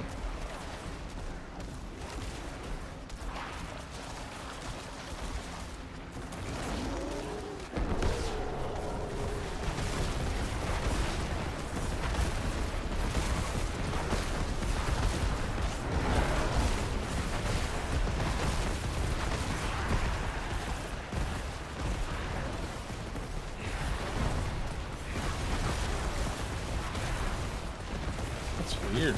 Just seems to not be working. The rune words seem to be kind of malfunctioning here.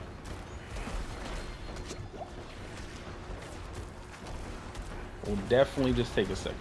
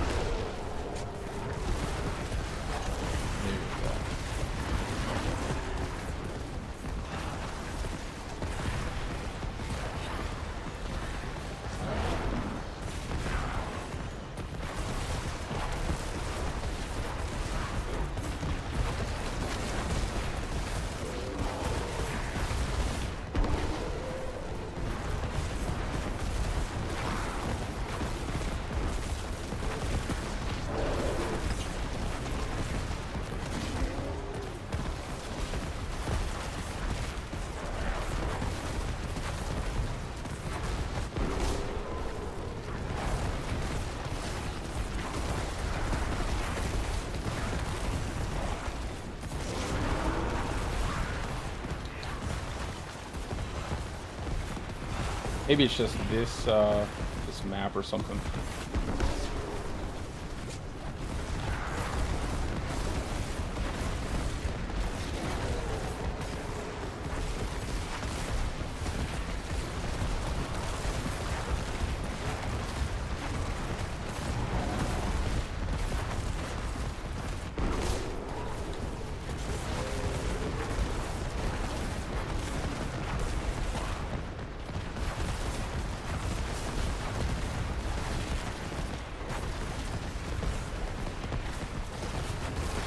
Might not even finish it in time.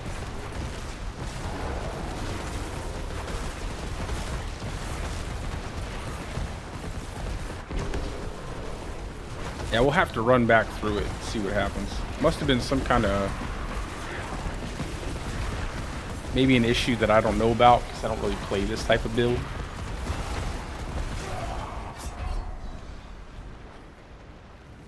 We'll go ahead and run back through that. There's no reason why the damage would just drop off like that on the boss.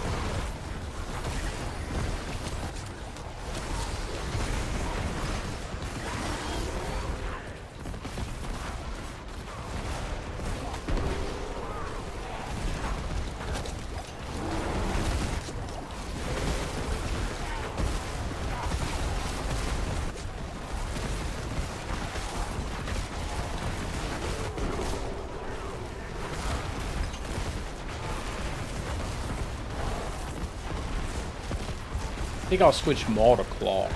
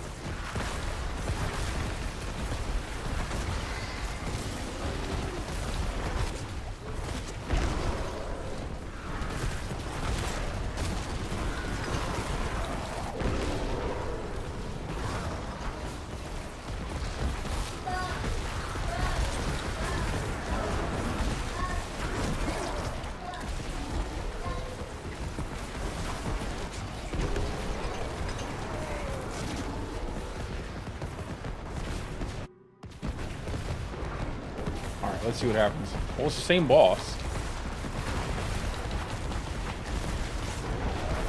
But now we're hitting much harder.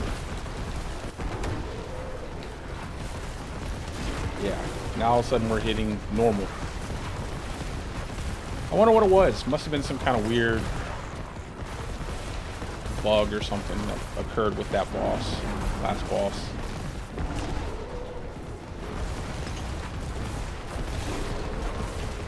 Because now this boss is, I mean, 742 billion.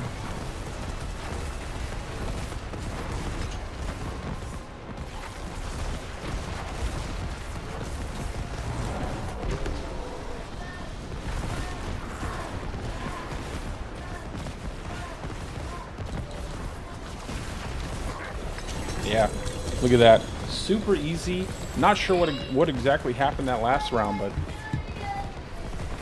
120 didn't take but a few minutes. And again, we still, like I said, we don't have the survival instincts node, so huge chunk of damage that we're not even taking advantage of. We're just simply using it because it's bugged. You know, we're not using it because it's bugged out. So. I'll keep my torch hot. Return soon.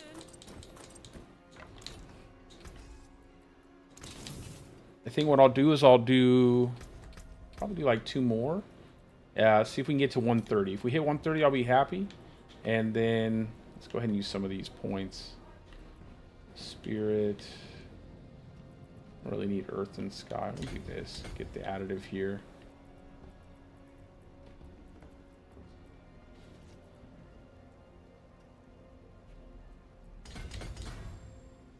The extra werewolf damage there.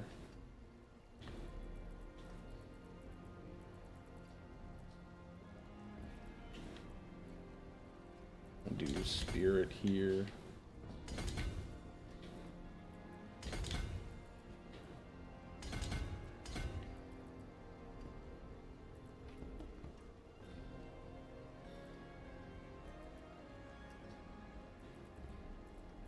There we go.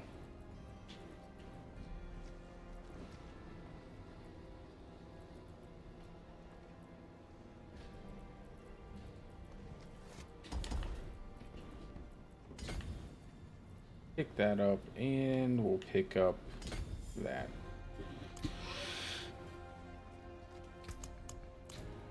Let's go ahead and use another potion.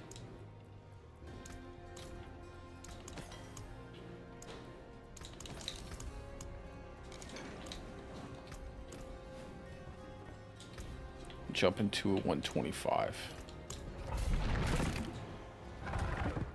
So that should have added quite a bit of damage.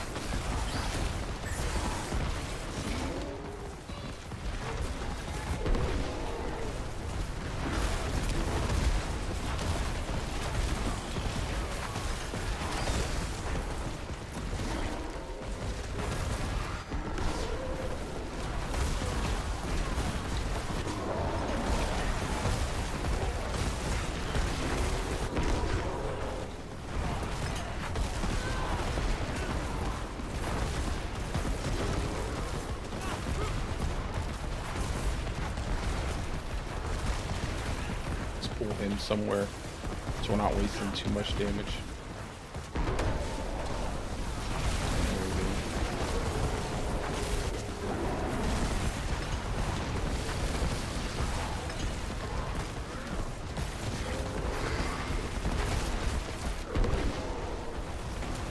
Yo, that's so cool. The Piranado, or however you say it, pulls everything together, and then the air just pulls everything again. It's kind of cool. Oh, we hit a trillion. I think I just seen a trillion there. I believe we just hit a trillion damage.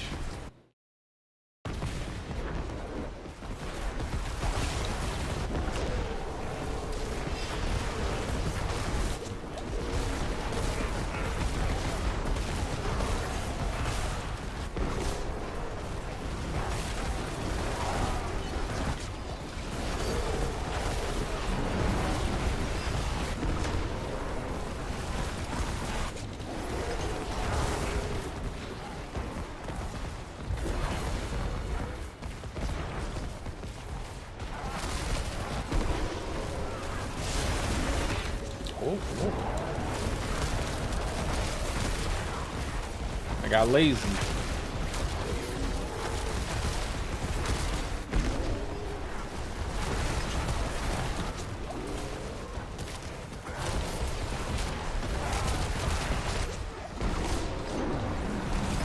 Yeah, I'm definitely hitting trillions. See how fast I come out of that crowd control? I'm telling you. I know everybody's like stuck on unstoppable because that's what we've always used, but there's so much crowd control impairment reduction to get on your build if you use if you're using the Lust for Carnage board. I really don't think that you need unstoppable unless it's part of some kind of damage multiplier you're using for your build. I honestly think this is the best way to build out your impairment reduction. I mean, I just come right out of the crowd control effect. And if there's more than one, I pop right out of that too.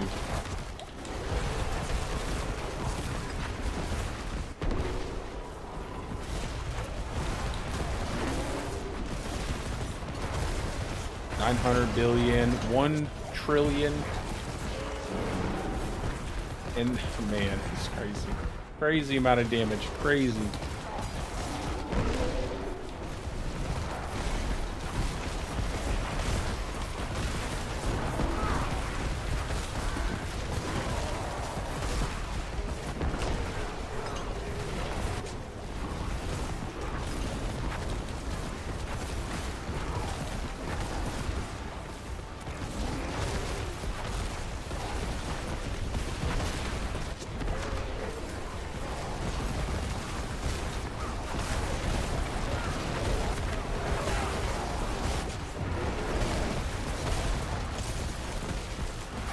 I just gotta turn off all my damage numbers, that way you can see the overpower hit so much better.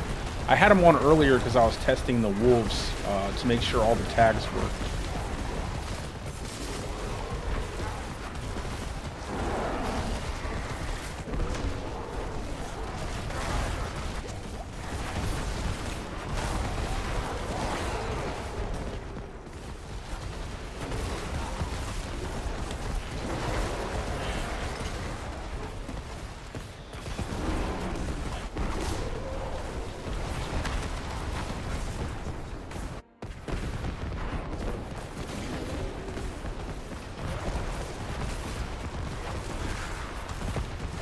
I got out of the space cockroach a lot, huh?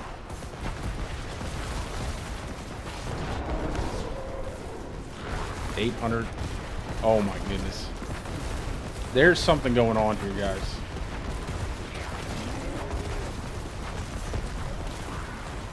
I think I could get above 130 pretty easily.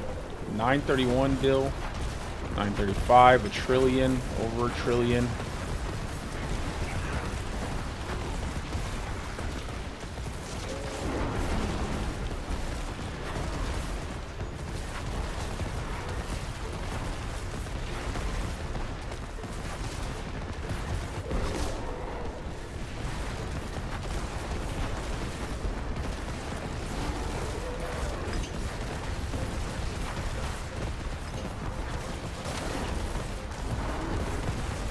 Just hitting trillions. Just smashing them for trillions without survival instincts.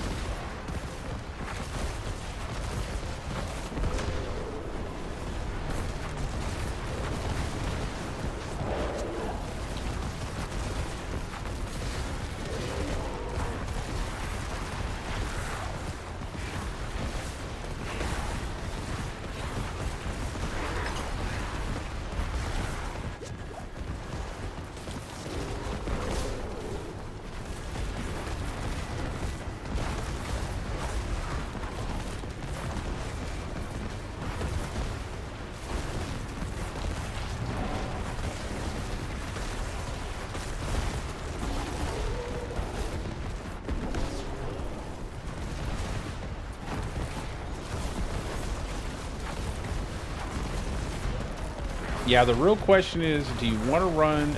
you know what, I'm going to try that. I'm going to try to run the ultimate that stacks up damage instead of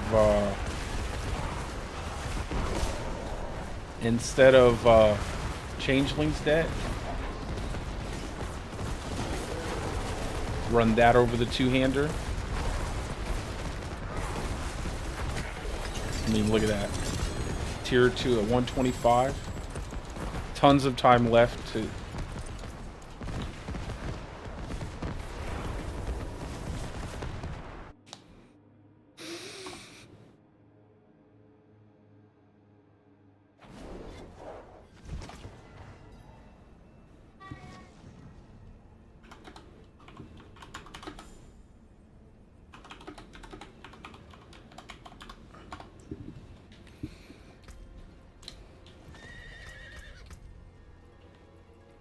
See if we have any int nodes close by.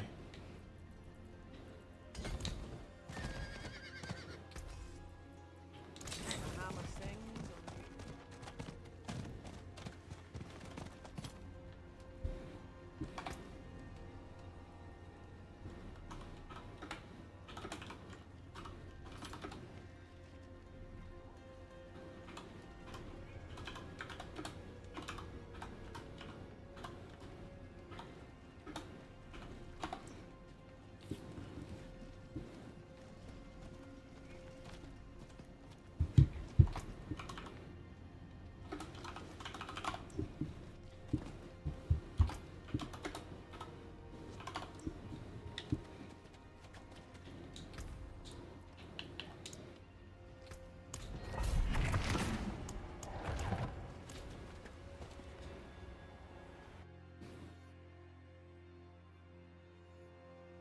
So we'll do 130, and then I'm going to swap on to Survival Instincts, and we'll do the bug.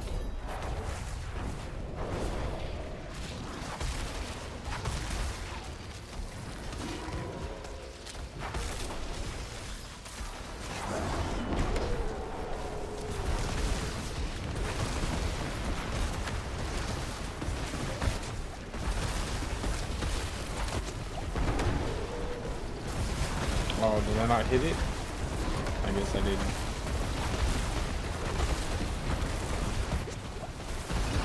I'll just die. Rather just... Oh, wait. Oh, never mind. Maybe it's going on. Okay. I think it might be there's a enemy with a shield that's causing it to... Somewhere in this pack of monsters.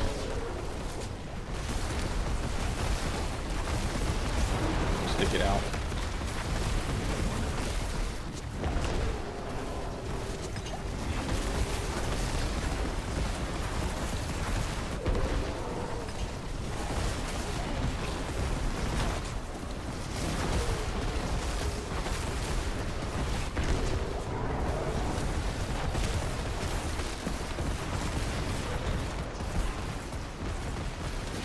Can I do a 130 with this gear?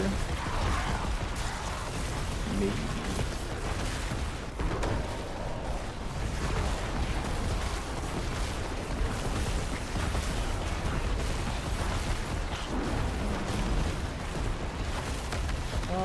I don't know. I'm not sure if I'm hitting. I'll just die. We'll just redo it.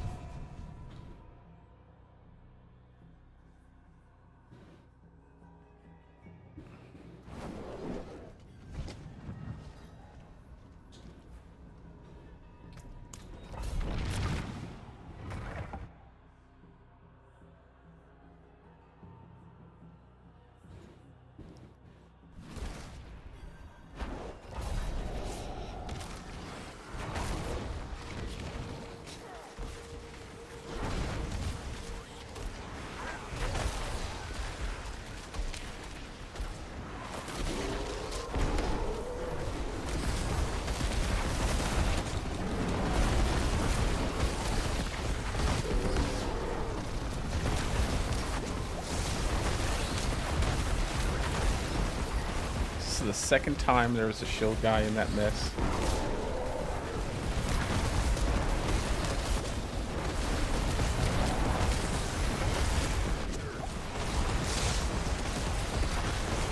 There he is. He's outside here, just chilling.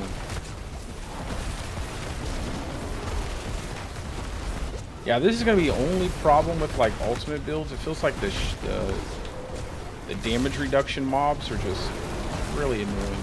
Hard to, you can't really target them. Can't really separate them out. You just have to get them in the pack of enemies.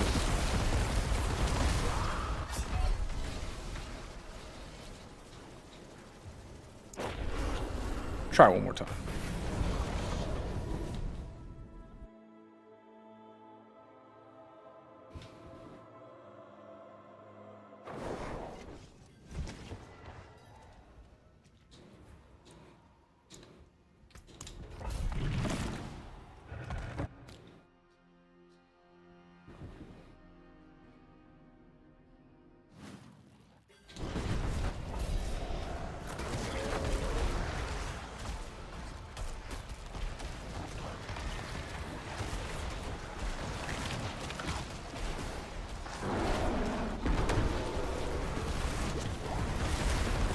There it is.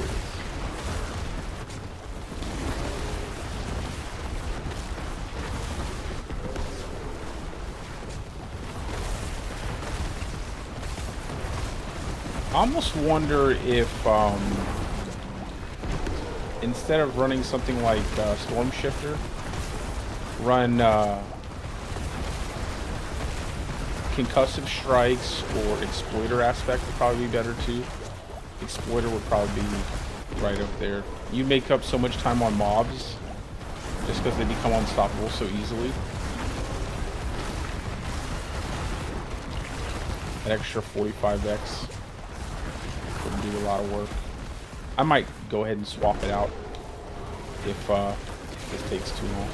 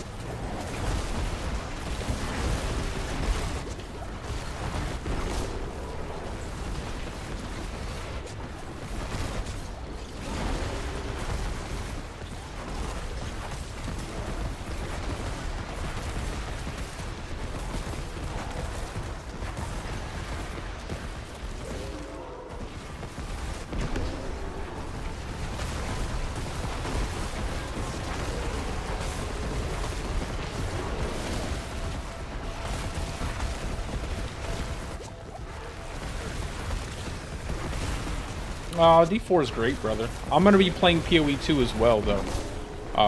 So I'll be doing both. But D4 is really good, man.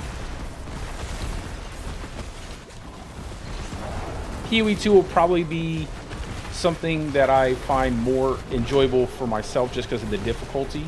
But, yeah, D4's... They've done a lot of good changes, and Season 7 looks like it's going to be pretty good.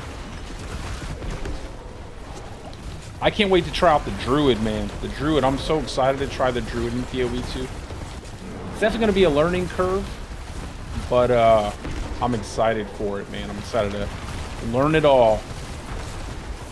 And I'm going to go in blind, too. I haven't looked at any guides. The most I've done is, like, maybe I'm, like, checked out what class I want to play.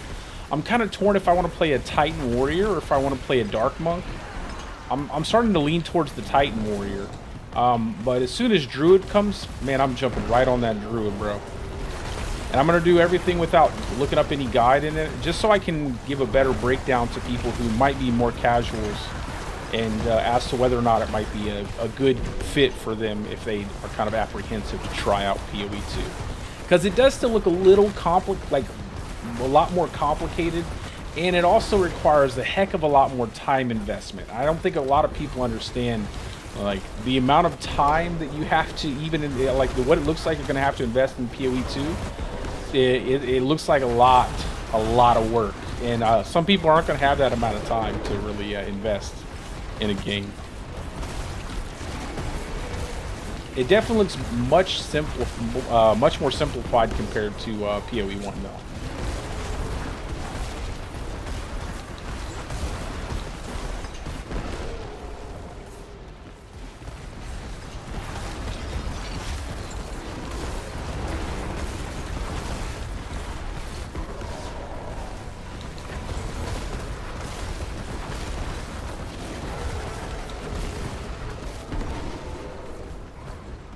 Oh, these are the last guys. Come on, die already.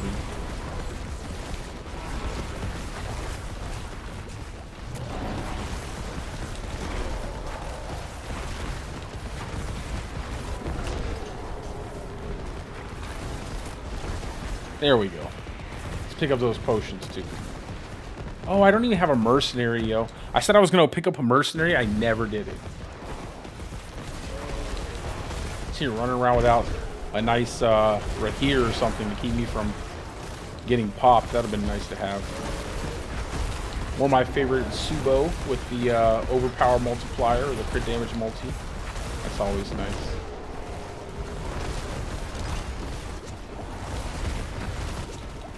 Probably go right here though. I definitely would like to have that survivability. Bastion would be so nice to just sit inside, never take damage, do a ton more damage.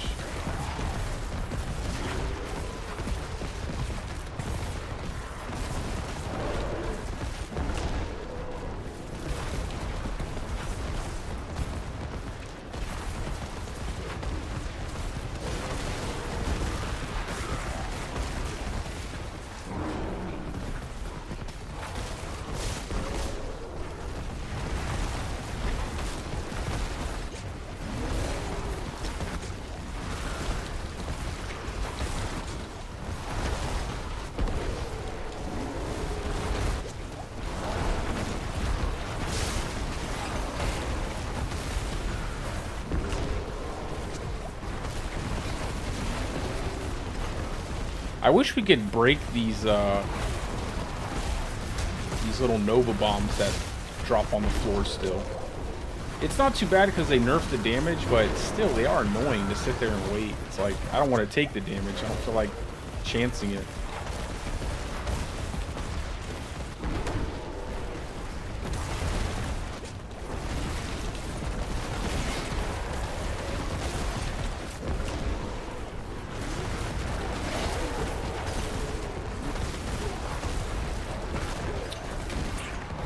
Are you still in the chat, Doom? What if you are, what class are you gonna play? What do you plan on playing in PoE2?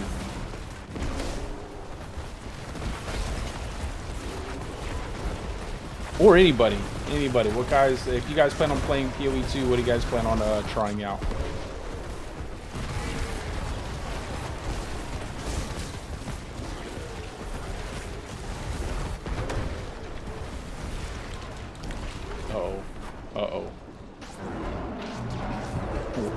We're experiencing technical difficulties. Is it a full crash or just a partial crash? I think we fully crashed.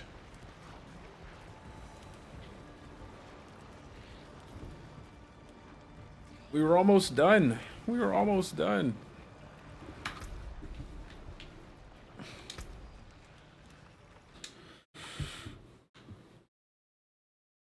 Let's get right back into it. And I'll go grab a mercenary. I'll grab a mercenary.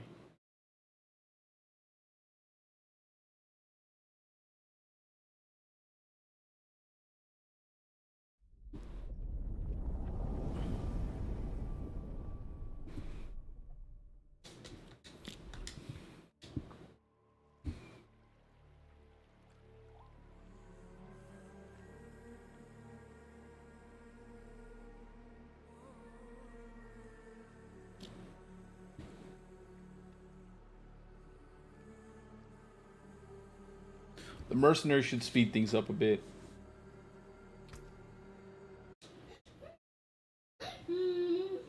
Hey, my boy.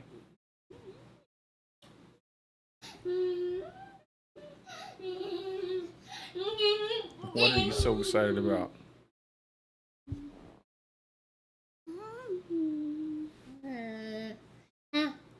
Where's your mommy?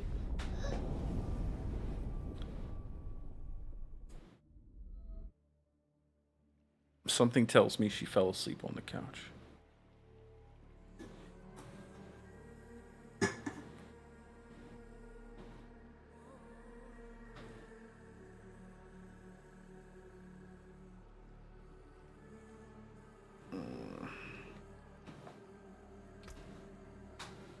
Still not finished saving? Come on now.